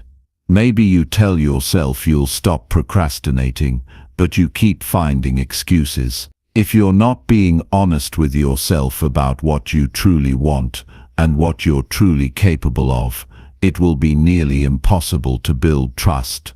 Being honest with yourself means accepting your limitations and acknowledging your weaknesses, but it also means recognizing your strengths and potential. When you are brutally honest with yourself about where you are and where you want to go, you can make more realistic promises that align with your true abilities. This authenticity allows you to take responsibility for your actions, and that responsibility is the cornerstone of self-trust. Self-trust is also about being consistent. You can't build trust with someone if they're unreliable or inconsistent, and that goes for you too.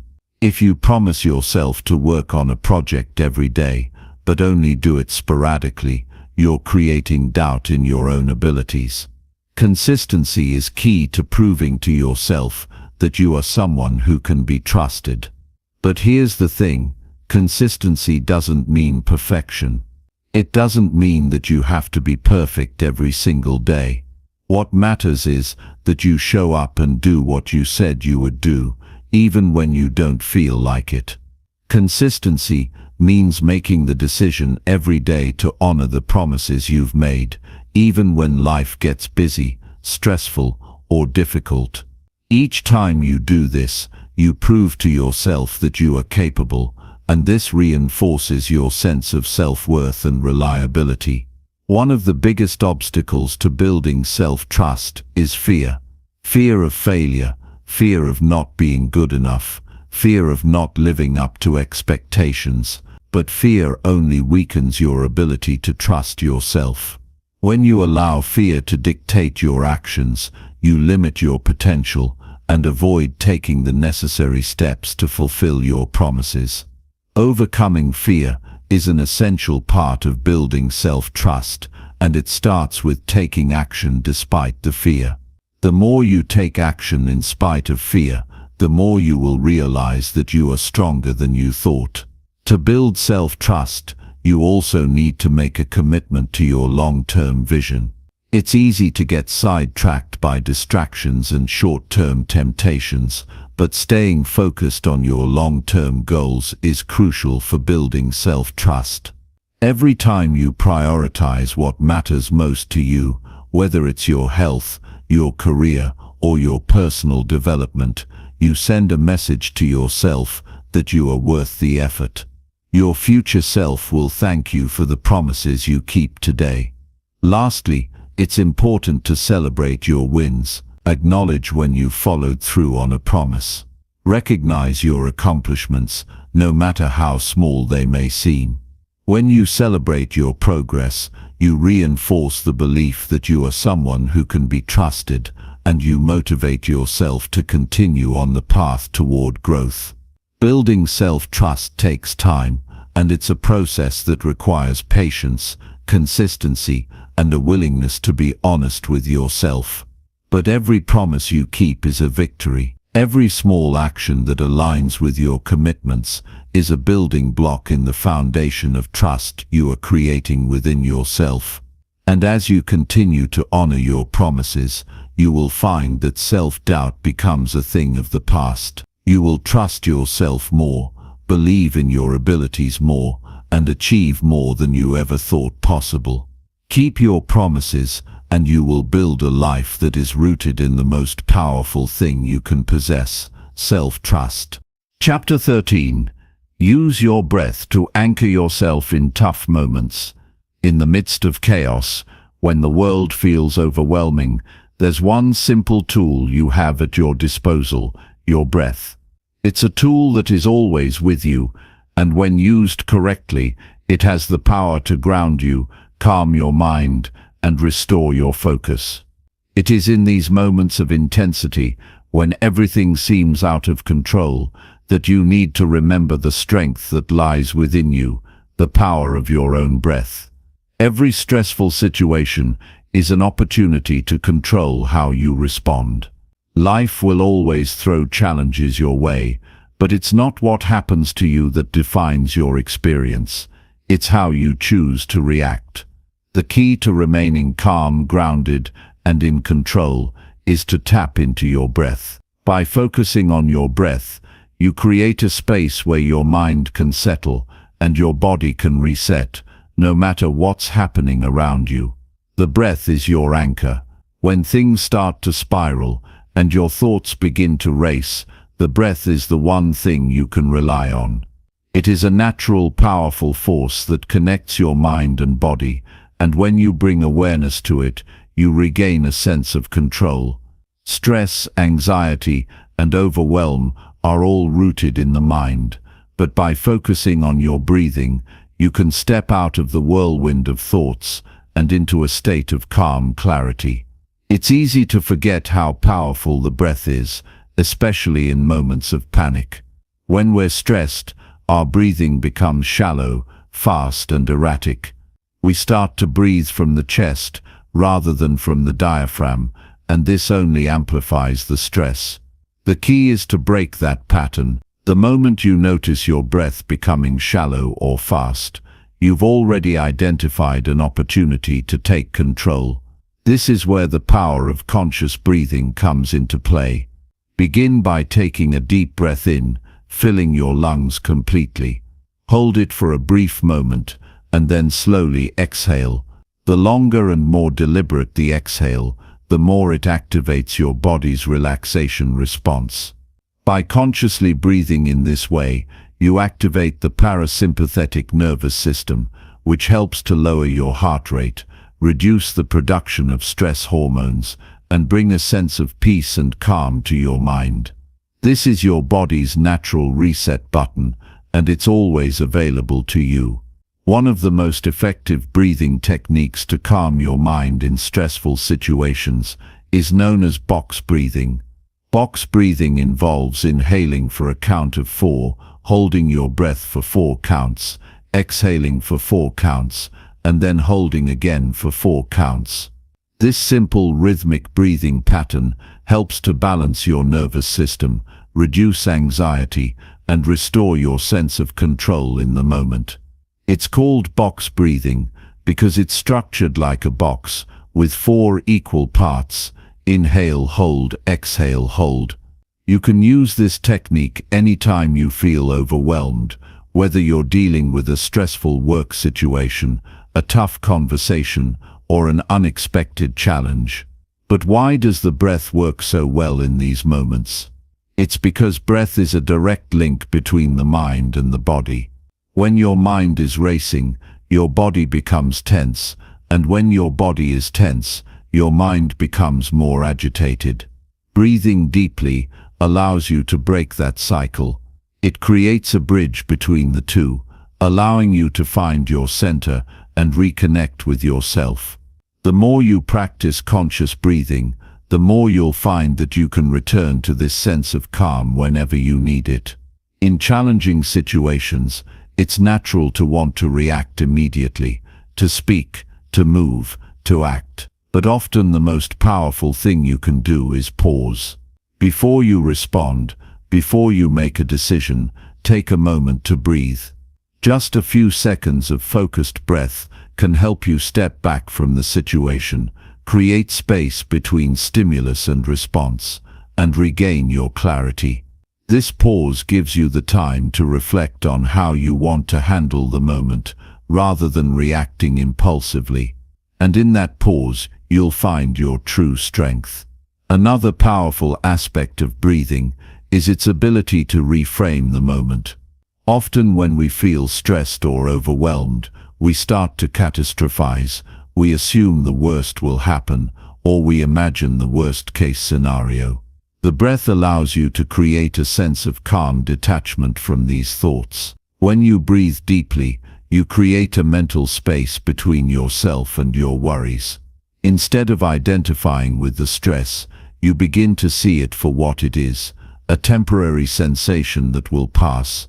When you make this shift, you realize that you are not your stress.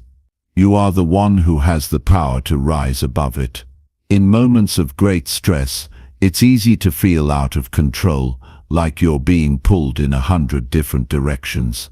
But the breath is always within your control. It doesn't matter how chaotic the world around you may be, the breath can always bring you back to yourself. You have the ability to focus your attention on it, to slow it down, to make it work for you. This simple act of breathing can be a game changer, transforming how you experience stress and how you handle difficult situations. Building a habit of conscious breathing takes practice. Like any skill, it requires repetition and dedication, but just like any other muscle in your body, the more you train it, the stronger it becomes. Start by practicing deep breathing every day, even when you're not feeling stressed. Take 5 minutes in the morning to focus on your breath, to let go of any tension, and to center yourself. The more you practice this, the more natural it will feel to tap into your breath when you need it most. Another technique you can incorporate into your routine is mindful breathing. Mindful breathing is all about being fully present in the moment, paying attention to the sensations of your breath without judgment. You might start by simply noticing how your breath feels as it enters and leaves your body. Does it feel cool as it enters your nose? Can you feel the expansion of your chest or abdomen as you inhale? These simple observations can help you stay grounded in the present moment and build your ability to focus during stressful situations. Over time, you'll find that your breath becomes your anchor, your place of refuge when you need it most. The beauty of breathwork is that it's not just a technique for stress, it's also a tool for building resilience. Every time you return to your breath, you train your body and mind to be present, to let go of the need for control, and to stay centered no matter what's happening around you. This resilience will carry you through all aspects of life, from personal challenges to professional obstacles. It will make you stronger, calmer, and more adaptable. In the end, the breath is a constant reminder of the power you have within yourself. It's a simple tool, but when used with intention, it can be incredibly transformative. In tough moments, when everything feels overwhelming, the breath is always there to help you find your way back to peace. It's not about eliminating stress or challenges, it's about learning to navigate them with a calm mind and a grounded presence. When you use your breath to anchor yourself, you take back control, one breath at a time. Chapter 14. Stop overthinking by acting on what you can fix. Enough with the endless thoughts that spiral you into indecision. It's time to break free. Overthinking is like a prison for your mind, keeping you trapped in a cycle of doubt, uncertainty, and wasted energy. But you have the power to break free from it. The solution is simple. Stop overthinking by acting on what you can fix. We all know the feeling. Your mind races with what-ifs, and suddenly every decision feels like the weight of the world. It's exhausting, isn't it? But here's the truth. Overthinking doesn't lead to better results. It leads to paralysis. The longer you dwell on the problem, the further you move away from a solution. And the longer you stay in that cycle, the harder it becomes to make progress. The key to escaping this trap lies in focusing on what you can actually control and taking immediate action. Overthinking often stems from a place of fear or insecurity. We worry about making the wrong choice, about facing failure, or about the consequences of our actions. But the reality is that we don't have all the answers, and that's okay. Life is uncertain, and there's always going to be some element of risk. The best way to combat this uncertainty is to take action. When you take action, you start to build momentum, and momentum breeds confidence. You stop waiting for everything to be perfect before you move forward, and instead you start making progress, no matter how small. The key to overcoming overthinking is shifting your focus from the outcome to the process. When you focus solely on the end result, you set yourself up for stress and overwhelm. Instead, focus on what you can control in the present moment, what steps you can take right now to make progress. It doesn't matter if it's a big leap or a small step. What matters is that you're moving forward. The more you act, the more you realize that the fear and doubts you were holding onto were based on assumptions, not reality. Action creates clarity, and clarity creates confidence. You don't need to have everything figured out. You don't need to see the entire path ahead of you. What you need is to identify the next step and take it. Often we spend so much time thinking about all the possibilities that we forget that the only thing standing between us and our goal is the next small action. By acting on what you can fix, you begin to dismantle the barriers that overthinking has built. One step at a time, the fog clears, and your path becomes much clearer. There's a power in simplicity. The more we try to solve everything at once, the more overwhelmed we feel. But when you break down the problem into manageable parts, it becomes less daunting. The first thing you need to do is stop trying to solve everything at once. Focus on the one thing you can do today, in this moment. It might not solve the entire problem, but it will move you closer to a solution. This approach takes away the pressure and allows you to make progress without feeling like you need to have everything figured out. Another way to stop overthinking is to set specific, actionable goals. Overthinking often happens when we are unclear on what we want, or when our goals are too vague. When your goals are vague, it's easy to get lost in a sea of possibilities, which only feeds your overthinking. To break this cycle, make sure your goals are clear, specific, and actionable. When you know exactly what you need to do, you can stop thinking and start acting. The more specific your goals are, the easier it is to take immediate, meaningful action. Let's be clear, you're never going to have all the information. Life doesn't work that way. You can't predict every outcome, and you can't plan for every possibility. But you can act based on what you know now. The goal isn't to have all the answers, it's to make a decision and move forward with conviction. Even if you don't have a perfect plan, taking action gives you feedback. And that feedback is essential because it helps you learn, adjust, and refine your approach. It's also important to understand that making mistakes is part of the process. Overthinking often comes from a fear of failure, but failure is not the enemy.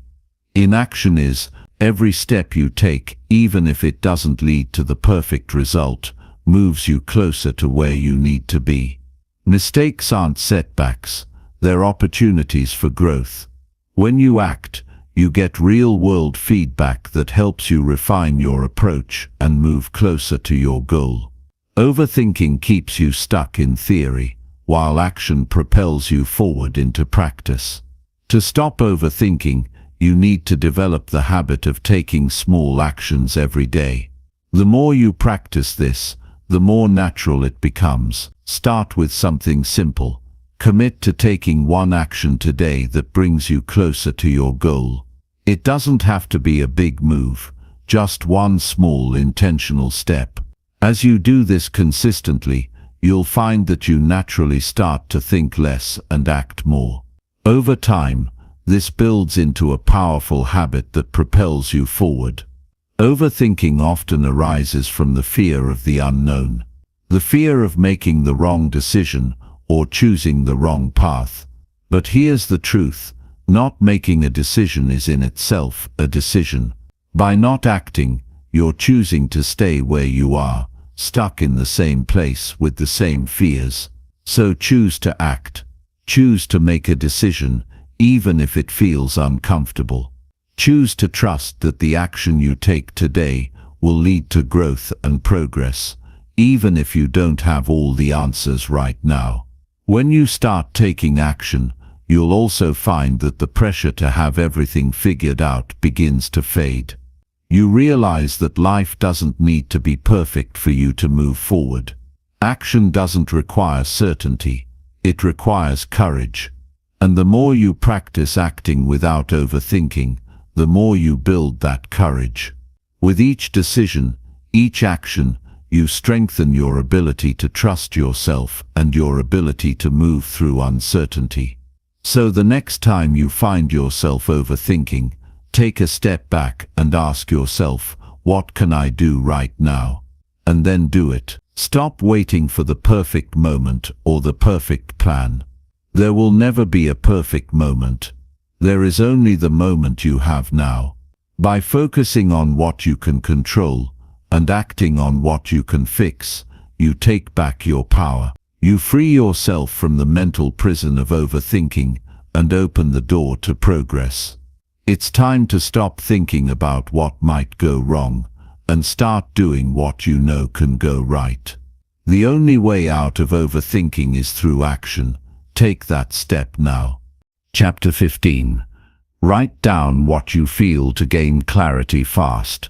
When life feels overwhelming, when the noise in your mind becomes too much, there's one simple, powerful tool you can use to find clarity: writing.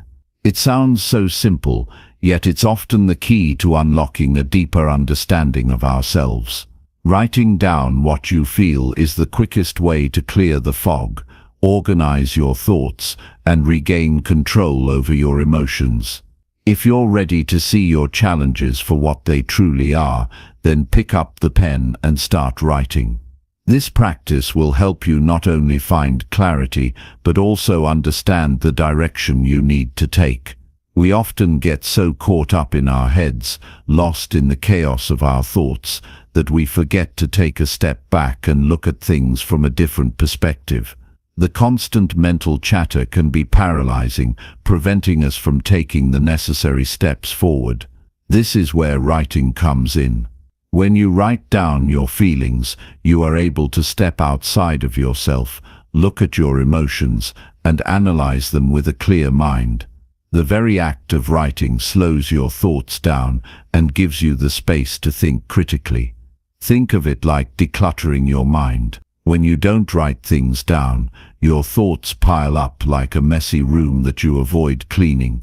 It's easy to ignore it until the chaos becomes too much to handle. But when you start writing, you organize everything: your thoughts, your worries, your dreams, your frustrations, onto paper.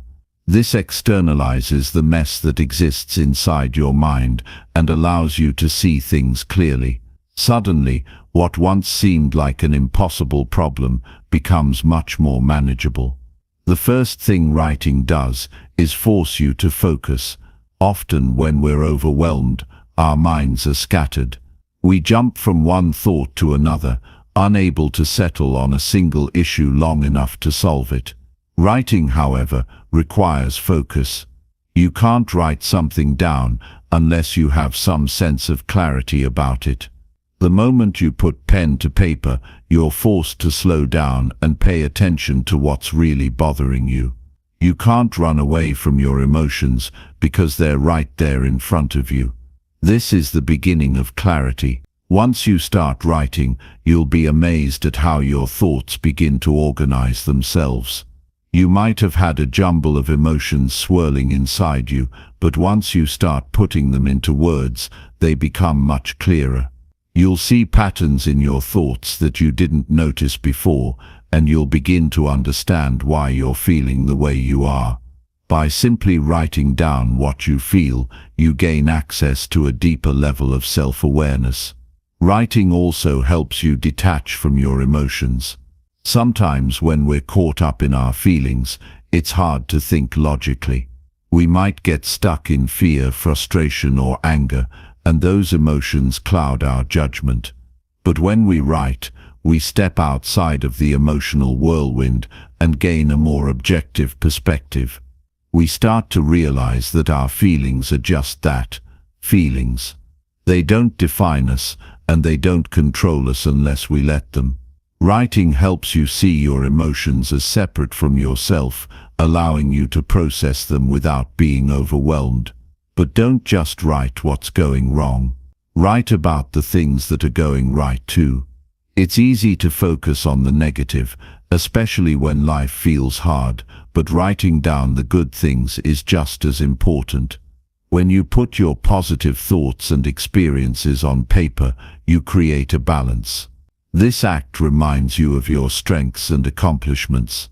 It's a way to recalibrate your mindset and bring yourself back to a place of gratitude. As you write about what's working in your life, you'll start to see the bigger picture and gain a greater sense of control. Writing down what you feel also helps you clarify your goals. Often we struggle with making decisions because we don't know what we truly want. We get stuck in indecision, unsure of which path to take. But when you write down your thoughts and feelings about your goals, you begin to uncover what really matters to you. The process of writing helps you prioritize your desires and gain clarity about your next steps. When you see your dreams on paper, it's easier to identify which ones are worth pursuing and which ones might be distractions. It's also important to acknowledge that writing is not about being perfect. You don't need to have a structured, flawless narrative. The power of writing lies in its authenticity. Write without judgment. Write without fear of making mistakes. Just let the words flow. This is your personal space to be honest with yourself.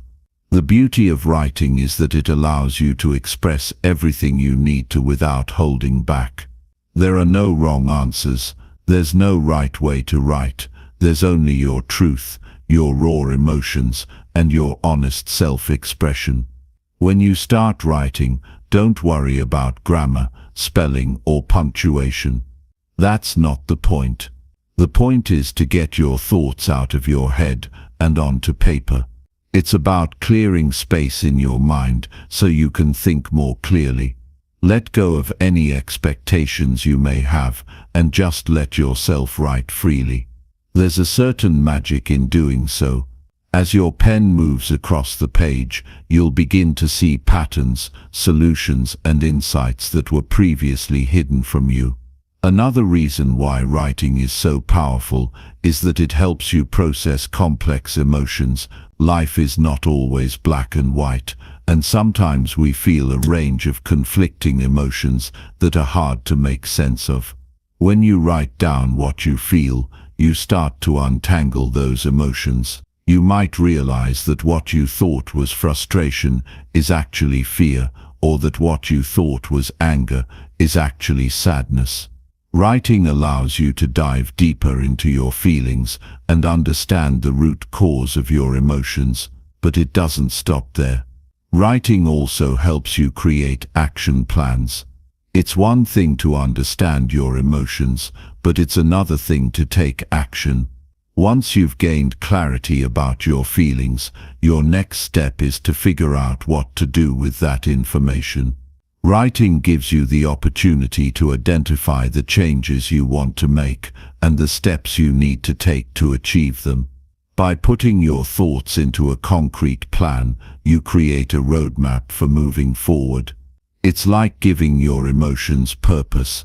They're no longer just feelings, they're the fuel for your next steps. There's also something incredibly powerful about going back to what you've written.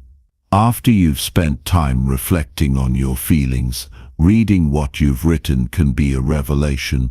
You'll often find that you've come to new conclusions or developed a sense of clarity that you didn't have when you started. It's like having a conversation with yourself. By reading what you've written, you're able to see how far you've come and how much progress you've made. But perhaps the most important thing about writing is its ability to release the pressure. When you keep everything inside, it builds up over time, like a pressure cooker waiting to explode. Writing allows you to release some of that tension, freeing you from the burden of carrying all of those unexpressed thoughts. It's a form of emotional detox. By writing down what you feel, you cleanse your mind and create space for peace. If you're struggling with indecision or confusion, if you feel overwhelmed by the chaos in your mind, take a moment and write. Write about your worries, your fears, your hopes, and your dreams. Write about what's frustrating you and what's exciting you. Write without restriction. Let your thoughts flow freely and see where they take you. By doing so, you'll gain the clarity you need to move forward with confidence and purpose. Don't underestimate the power of the written word. It's your key to unlocking a clear, focused mind. So the next time you find yourself lost in a sea of thoughts, remember, writing is your way out. When you don't know what to do, write down what you feel. The clarity will come faster than you expect. Just write. Chapter 16. Accept hard moments without fighting your emotions. You can't fight your emotions. You can't push them away or ignore them. They will show up whether you like it or not, and the harder you try to suppress them, the more they will control you. But here's the truth. Emotions are not enemies to be conquered. They're signals, guides that provide insight into what's going on inside you. The more you resist them, the more you prolong the pain. The key to overcoming difficult moments, to truly moving forward in life, is to accept your emotions, no matter how uncomfortable they may be. We all face hard times. There's no escaping it. Everyone experiences moments of pain, frustration, fear, and sadness. It's a natural part of the human experience. But the way we handle these emotions determines whether they defeat us or propel us forward. You see, we often mistake emotional pain as something to avoid at all costs. But running from pain only makes it worse. The real power comes from accepting those hard moments and learning to navigate them with grace, rather than fighting against them. When we resist emotions, we give them more power over us. We create a mental struggle that only deepens the emotional turmoil. But when we accept our emotions, we stop giving them power. We understand that they are temporary, fleeting experiences, just like the waves in the ocean that rise and fall. They don't define us. They are simply part of the journey. By accepting hard moments without resistance, we take back control. Acceptance doesn't mean that you like or condone what's happening. It doesn't mean you give up or give in. It means acknowledging the reality of the situation and allowing yourself to feel. It's about releasing the judgment you place on your emotions. Instead of saying, "I shouldn't feel this way," or "this isn't fair," you embrace what's going on inside you and allow yourself the space to experience it. Emotions are not right or wrong, they just are. And when we accept them as they come, we create room to heal. When you're faced with a difficult moment, don't immediately jump into problem-solving mode or try to distract yourself. Instead, pause and feel what's happening. Acknowledge the emotion that's present, whether it's anger, sadness, or fear. Understand that it's okay to feel what you're feeling. There's no need to rush to fix it. Emotions are meant to be felt, not suppressed. When you allow yourself to fully experience your emotions, you process them more effectively, and you don't carry them with you longer than necessary. This doesn't mean you should dwell on your emotions or wallow in self-pity. There's a fine line between acceptance and indulgence. Acceptance is about recognizing and experiencing your emotions without attaching a story or judgment to them. It's about being present with the feeling, without letting it define you. It's about knowing that emotions are temporary, that they will pass, and that you don't have to act on every emotional impulse that arises. When you accept your emotions, you start to realize that you're not at the mercy of your feelings. You can still move through life, even when things are tough. You can still take action, even when fear or uncertainty is present. Emotions are not a reflection of your worth or your ability to handle life. They are simply experiences that pass through you. When you let them come and go, you build emotional resilience. You strengthen your capacity to withstand life's challenges without being overwhelmed by them. Think of your emotions as a weather system. On some days the skies are clear, the sun is shining, and everything feels peaceful.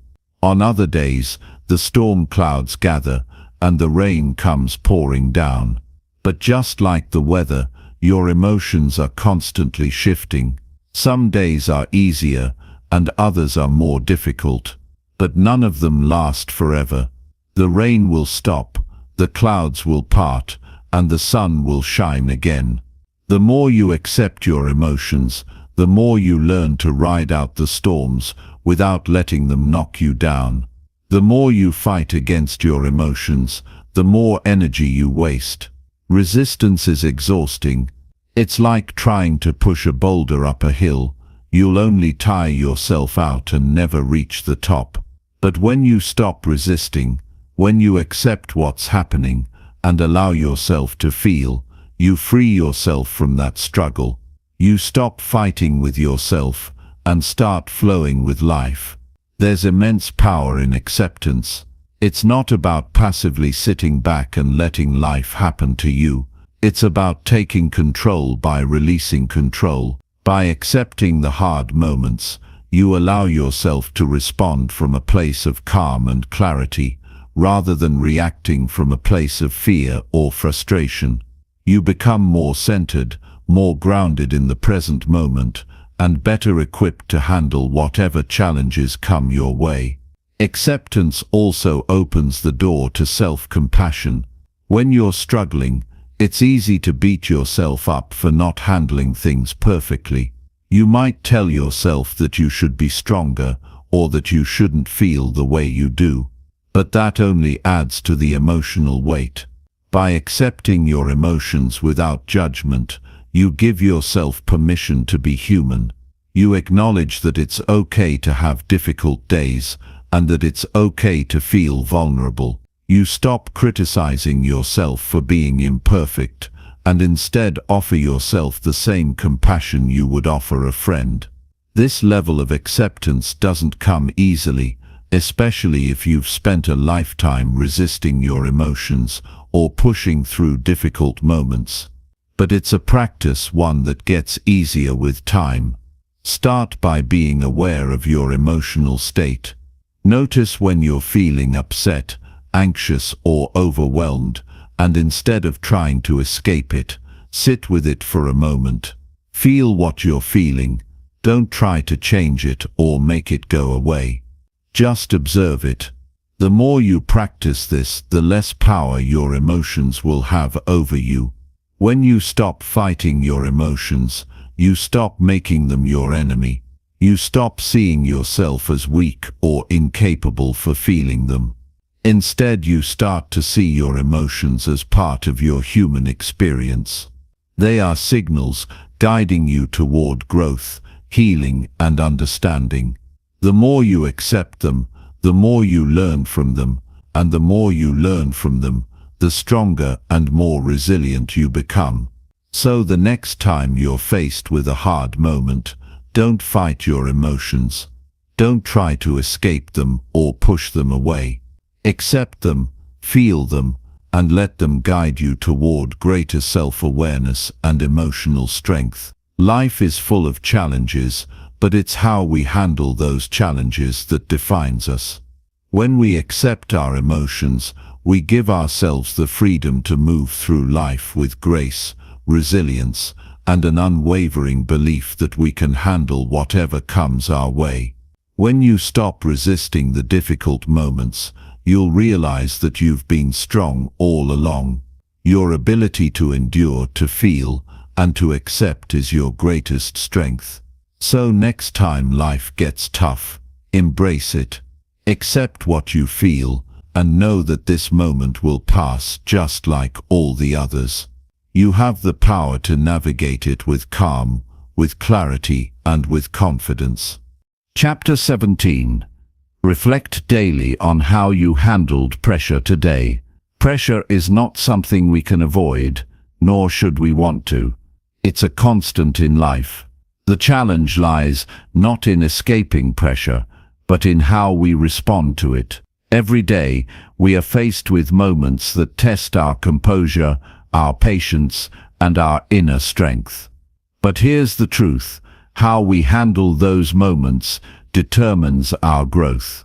Reflecting on how you've handled pressure daily is not just a tool for improvement, it's a catalyst for becoming a stronger, more resilient person.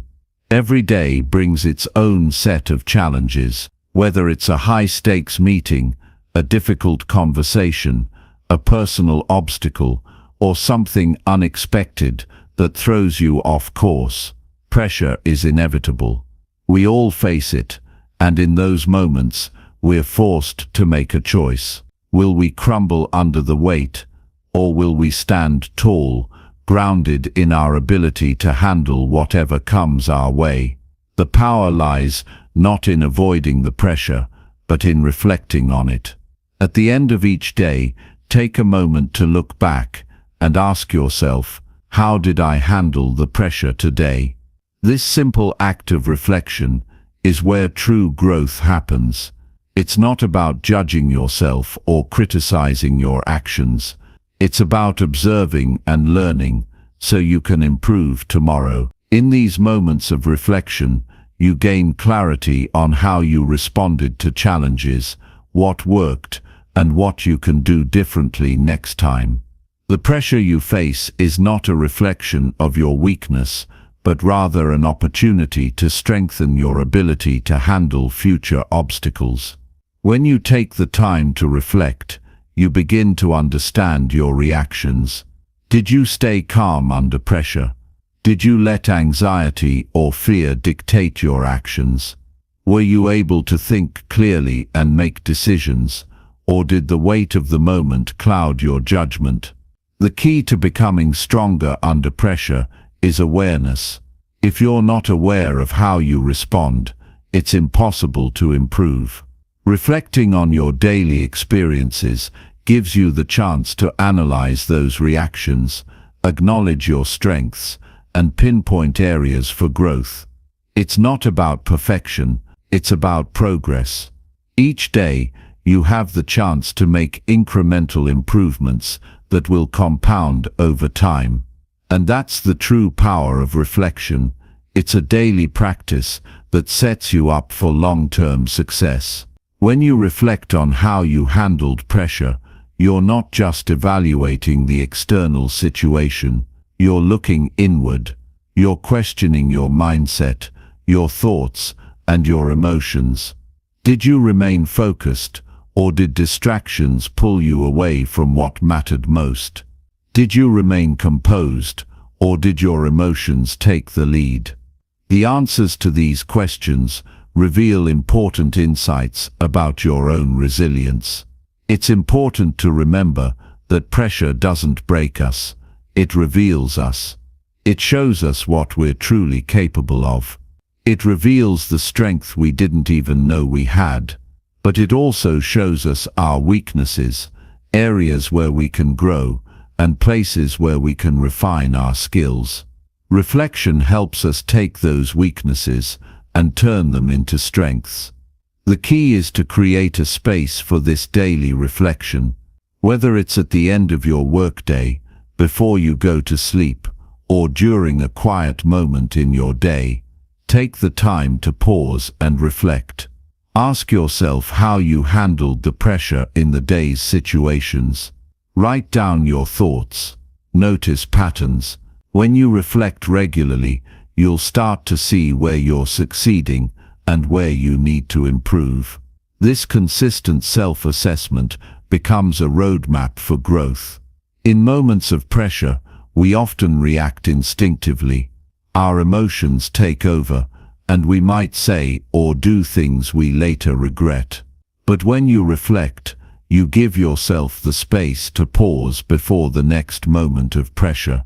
You can recognize when you're about to react impulsively and choose to act more thoughtfully instead. Reflection helps you break the cycle of reactive behavior and replace it with proactive decision-making. The truth is, pressure doesn't stop coming. Life keeps throwing challenges our way. But if you make it a habit to reflect daily, you build the mental and emotional muscles necessary to handle anything life throws at you. You learn to trust in your ability to stay calm, make thoughtful decisions, and remain composed under pressure. The more you reflect on how you handled pressure, the more you train yourself to respond better the next time. You start to trust that you can handle whatever comes your way. This reflection also gives you the opportunity to identify any mistakes or missteps. No one is perfect, and sometimes we make decisions under pressure that don't align with our values or goals. But rather than dwelling on failure, use your reflection time to analyze what went wrong and how you can do better. What led you to make those choices? What triggered your reaction? By understanding these patterns, you're able to adjust and do better next time. Over time, your ability to handle pressure will become stronger, and you'll find yourself more equipped to face challenges head-on. Another crucial aspect of reflecting on pressure is to celebrate your wins. When you face difficult situations and handle them with grace, recognize that as a victory. It's easy to overlook our wins, especially when we're focused on what went wrong or what we could have done better. But acknowledging the moments when you handled pressure well boosts your confidence and reinforces positive behaviors.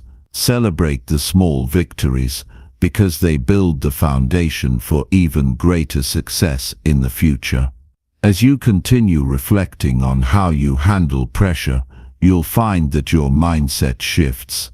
Instead of seeing pressure as something to fear, you begin to see it as an opportunity for growth. The more you embrace it, the more you realize that pressure is a necessary part of your journey. It's the furnace that forges resilience and the testing ground for your character. Every pressure-filled moment is an opportunity to grow, learn, and get stronger. In time, this practice of daily reflection will become second nature.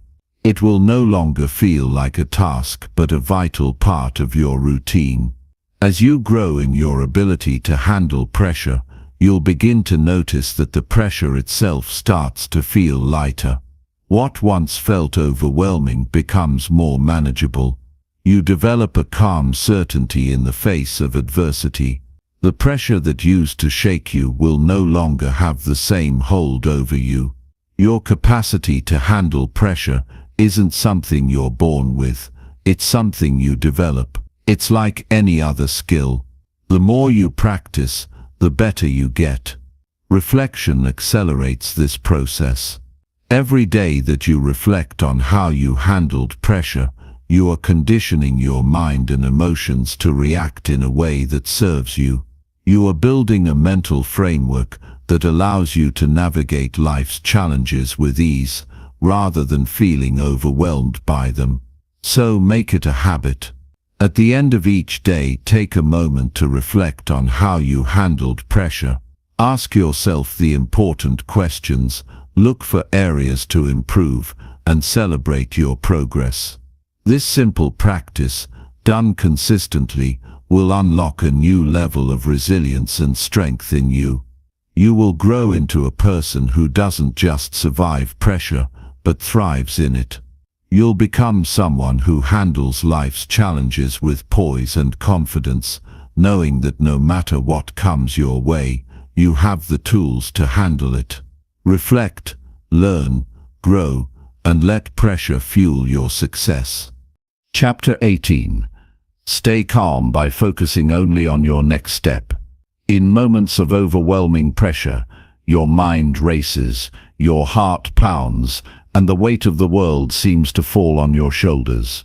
In those moments, it feels impossible to keep it together, let alone make progress. But there's one powerful shift you can make that will instantly transform your ability to stay calm. Focus only on the next step. When everything around you seems chaotic, all you need is to take one small, deliberate step forward. That's all. Just one. It's easy to get overwhelmed when we think of everything we have to do or all the problems we need to solve. But the truth is, you don't need to solve everything at once.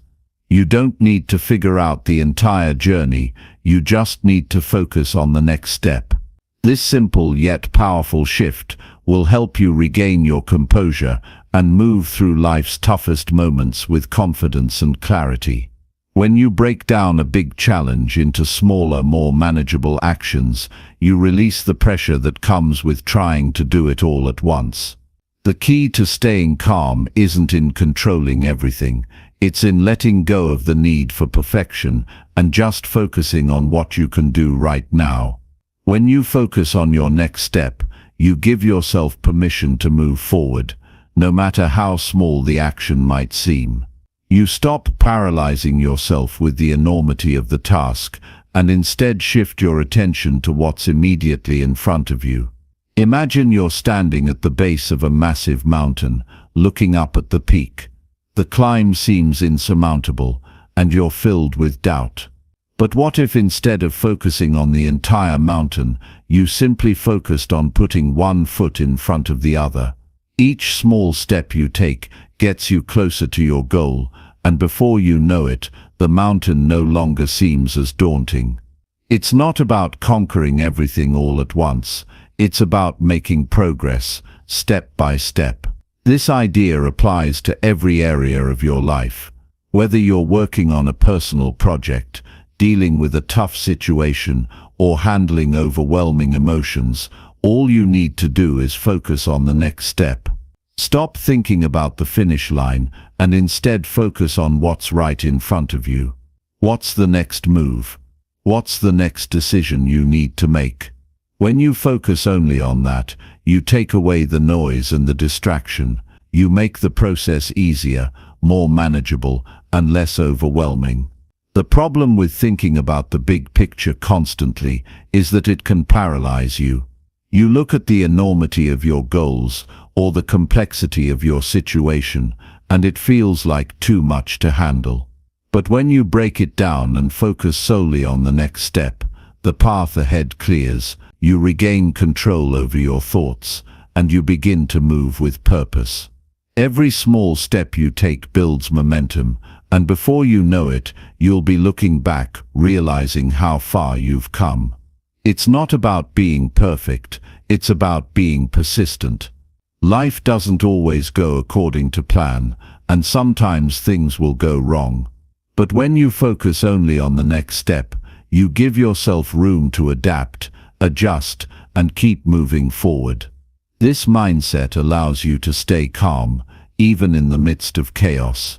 When the pressure builds up, and it feels like the world is spinning out of control, you can find your center by focusing on the task right in front of you.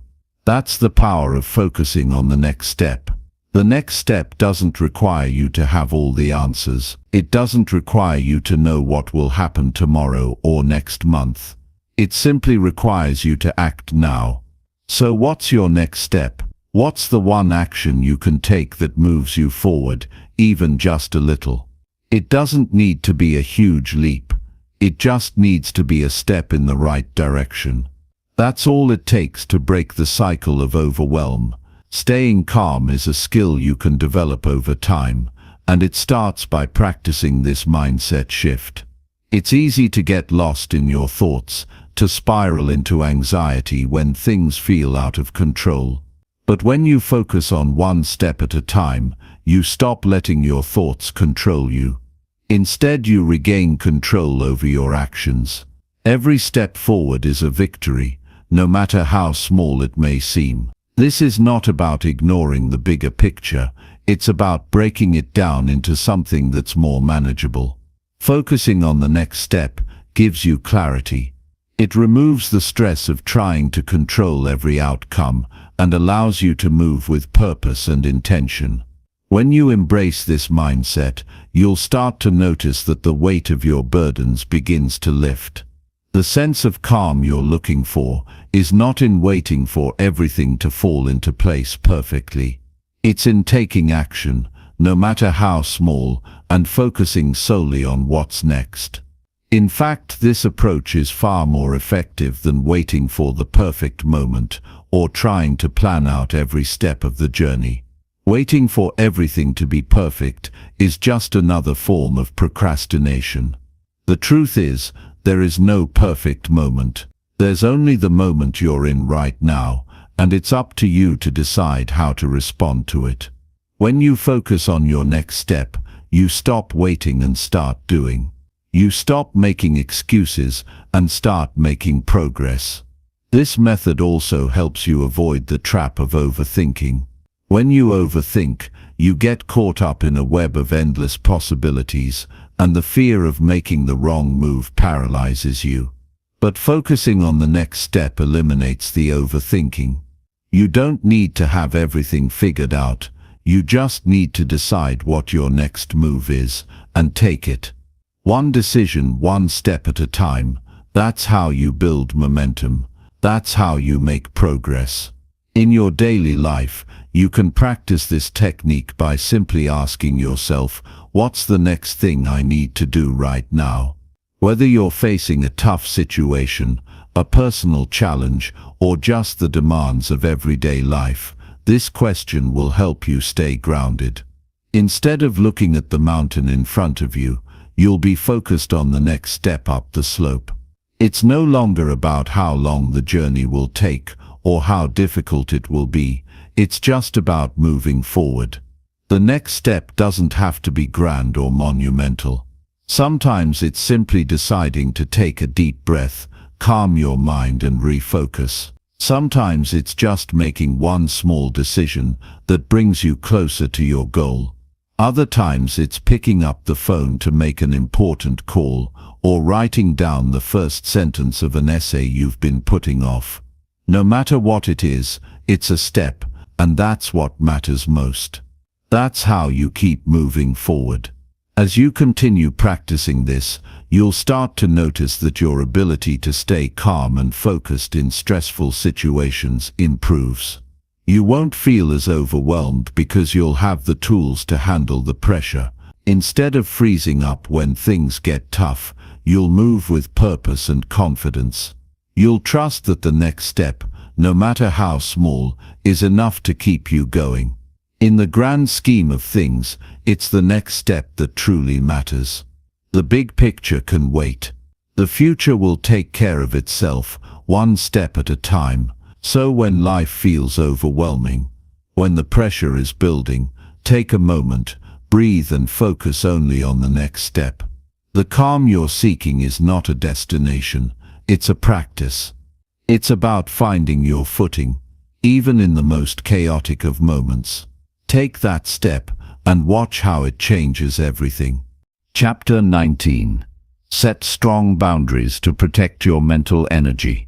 You can't pour from an empty cup, and if you continue to let your mental energy be drained by the demands of others and the chaos of everyday life, you'll quickly find yourself burnt out, overwhelmed, and unable to function at your best.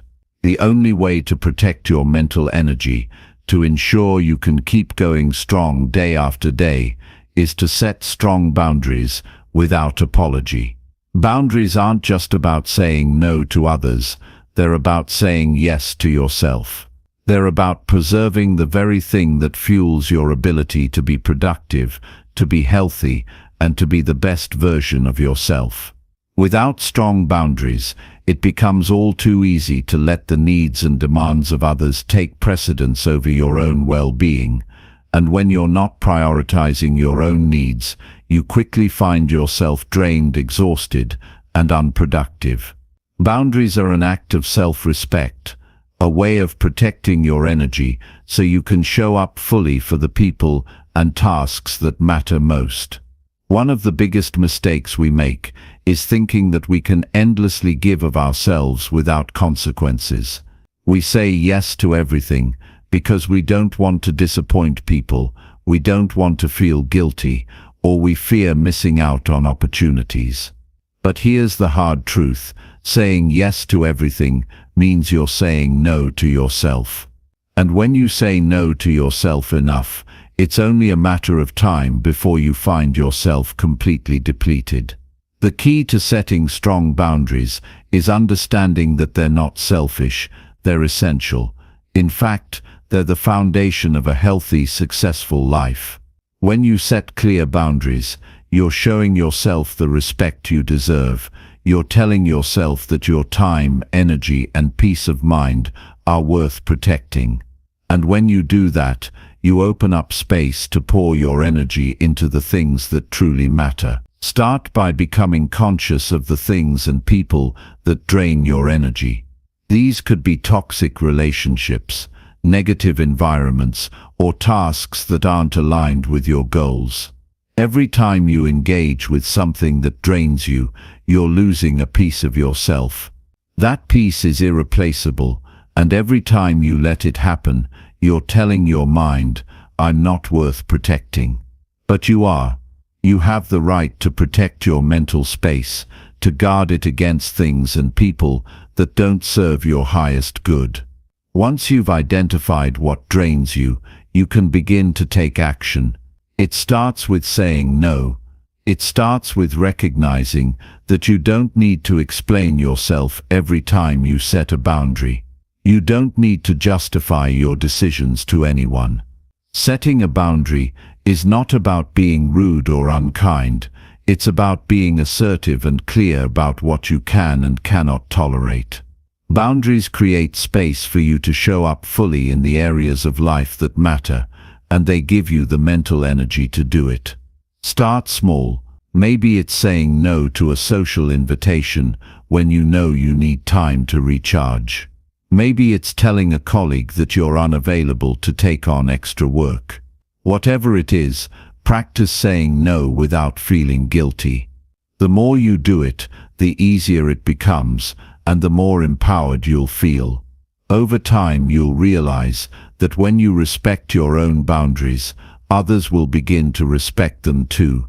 You set the tone for how others treat you by how you treat yourself. But setting boundaries doesn't stop with the people around you.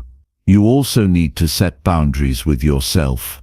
It's easy to fall into the trap of overworking, of pushing yourself past your limits in the name of productivity or success. But here's the reality: overworking doesn't lead to better results, it leads to burnout. You cannot perform at your highest level if you're constantly pushing your limits without taking time to rest and recharge. Boundaries with yourself mean setting limits on how much work you'll take on, how much time you'll dedicate to certain tasks, and making space for rest and relaxation. It's also essential to recognize that boundaries help you protect your emotional energy. Every day you're confronted with a range of emotions, from stress to frustration to joy. But if you're constantly reacting to the emotions of others, taking on their stress or their problems, you lose touch with your own emotional state. You become like a sponge, absorbing everything around you, and eventually you'll feel wrung out and empty. To protect your emotional energy, it's crucial to set boundaries around how much you allow others to impact your mood. This doesn't mean you become cold or detached. It simply means you take ownership of your emotions. You decide how much you're willing to take on and when to say enough is enough. If someone is being negative or draining, you have the right to disengage or limit your interaction with them. If a situation is causing you stress, you have the right to walk away or ask for support. You are not responsible for the emotions of others, but you are responsible for your own. Mental energy is just as important as physical energy, and yet we often ignore it, thinking we can push through and ignore the mental toll that stress, overwhelm, and constant distractions take on us. But the truth is, your mind needs space to think, to focus, and to process. If you don't set boundaries to protect your mental energy, you risk becoming scatterbrained, unfocused, and constantly on edge. Protecting your mental energy also means managing the amount of information you consume. In today's world, it's so easy to get caught up in the never-ending flow of news, social media, and information overload. While staying informed is important, constantly consuming information without any filtering can quickly leave you feeling drained. Set boundaries around how much information you take in and when.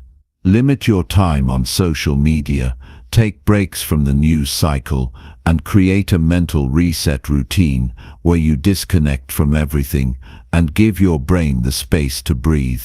Remember, boundaries aren't just about blocking out the negative, they're also about protecting the positive. When you establish boundaries, you're making space for the things that nurture and energize you. This could be spending time with loved ones, engaging in a hobby you're passionate about, or simply taking time for self-care. By setting boundaries, you're not only protecting your mental energy, but also creating a life that aligns with your values and priorities. You don't need to be available 24/7. You don't need to be everything to everyone. By setting strong boundaries, you empower yourself to show up as your best self. You give yourself permission to prioritize your own needs, to rest when you need it, and to focus on what truly matters. When you protect your mental energy, you create the space to be the person you want to be, the person who is strong, focused, and capable of handling life's challenges. Boundaries are the foundation of a healthy, balanced life. Without them, you risk burning out and losing your ability to perform at your best. But when you set strong, clear boundaries, you protect your mental energy and give yourself the space to thrive. It's not about being selfish, it's about being smart. Protect your energy, and you'll be amazed at how much more you can accomplish. Chapter 20. End each day with calm thoughts and full presence. Your mind is the most powerful tool you have, but if you don't take care of it, it will turn against you. The way you end your day can either set you up for a peaceful rest or leave you restless and anxious. Ending your day with calm thoughts and full presence isn't just a luxury, it's a necessity for mental clarity, emotional balance, and long-term success. You've put in a full day of work, effort, and energy, and the last thing you need is to allow your mind to spiral into stress, anxiety, or overwhelm. The power of a calm, intentional ending to your day cannot be overstated. It's about giving yourself the space to reflect, release, and refocus, so you can wake up tomorrow ready to take on whatever comes next. The way you wind down after a busy day sets the tone for the kind of rest you get and the kind of energy you bring to the next day. If you end your day with tension, frustration, or unresolved thoughts, you risk carrying that baggage into your sleep and waking up feeling mentally foggy or emotionally drained. But if you close out your day with a calm mind, full presence, and a sense of peace, you allow your mind and body to recover properly, so you can wake up feeling restored, refreshed, and energized. It's easy to let your mind wander and replay the events of the day, fixating on what went wrong or what still needs to be done. But that's not productive. It only feeds into stress and takes away from your ability to truly rest. Instead, shifting your focus toward calmness, gratitude, and intentional reflection can change the way you experience your evenings and your overall well-being. Ending your day with calm thoughts requires practice, but the more you do it, the easier it becomes, and the more you'll find yourself waking up feeling like you've truly rested. The first step to ending your day with calm thoughts is to create a winding down ritual. The key is to establish a routine that signals to your body and mind that the workday is over and it's time to relax and reset. Whether it's a warm cup of tea, reading a book, taking a walk, or meditating for a few minutes, choose something that helps you slow down and transition into a state of relaxation. This ritual acts as a boundary between the busy demands of your day and the quiet of the night. It tells your mind it's time to let go of any lingering thoughts and focus on what's right in front of you. It's essential to unplug from technology before bed. In a world where screens dominate every part of our day, it's important to disconnect from devices at least 30 minutes before sleep. The bright blue light from your phone, tablet or computer interferes with the production of melatonin, the hormone that helps you fall asleep. By stepping away from screens, you give your brain the chance to transition into a state of calmness. This simple habit can dramatically improve the quality of your sleep, making it easier to fall asleep and stay asleep, which ultimately enhances your ability to perform at your best the next day.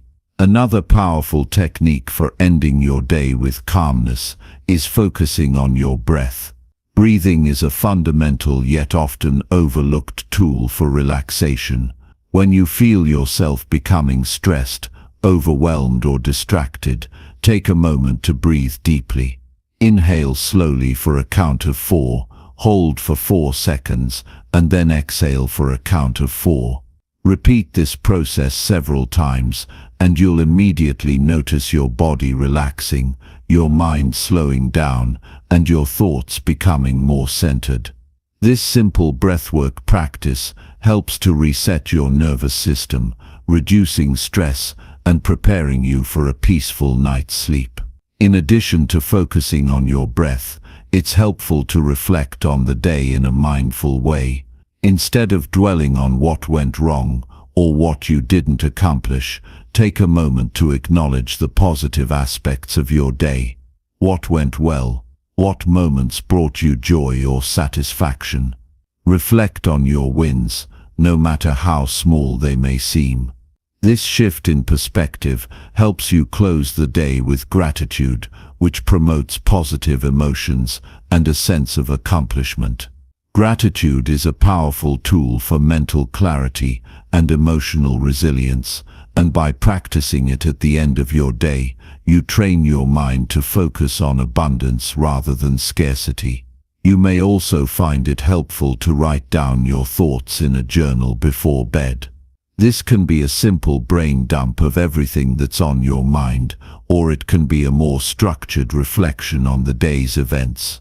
Writing helps you release any pent-up emotions or thoughts, allowing your mind to let go of what no longer serves you. It also gives you clarity on what you've achieved during the day and what you still want to work on moving forward.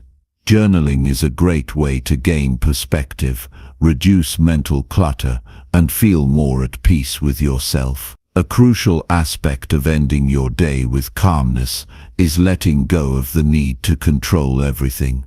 It's easy to get caught up in the details of what's next, what you need to fix, or what you didn't get done. But when you focus on what you can control in the present moment, you free yourself from the stress of trying to control every outcome. Let go of the pressure to have all the answers or to fix everything before bedtime. Trust that you've done your best, and whatever is still unfinished can wait until tomorrow. You've earned your time to rest, and nothing will be gained by worrying over what's beyond your reach. Visualization is another powerful technique that can help you end your day with calm thoughts. Take a few moments to imagine the kind of energy and mindset you want to carry into tomorrow. Visualize yourself waking up feeling energized, focused, and ready to take on the day. See yourself handling any challenges that come your way with ease and confidence. This mental practice not only helps you end the day on a positive note, but it also prepares your mind for success in the coming day. By visualizing positive outcomes, you align your mindset with your goals, making it easier to step into your day with clarity and purpose. As you prepare for sleep, it's important to remember that your body and mind need time to recover from the day's exertion. Rest is not a luxury, it's a necessity. The way you wind down and set your intentions for rest directly influences how well you recover and how much energy you'll have the next day. The more you practice creating calmness at the end of your day, the more you'll notice its impact on your overall well-being, your productivity, and your emotional health. A peaceful night's sleep isn't just about getting enough hours of rest, it's about giving yourself the mental and emotional space to recharge fully. By consistently ending your day with calm thoughts and full presence, you create a foundation for long-term success, resilience, and happiness.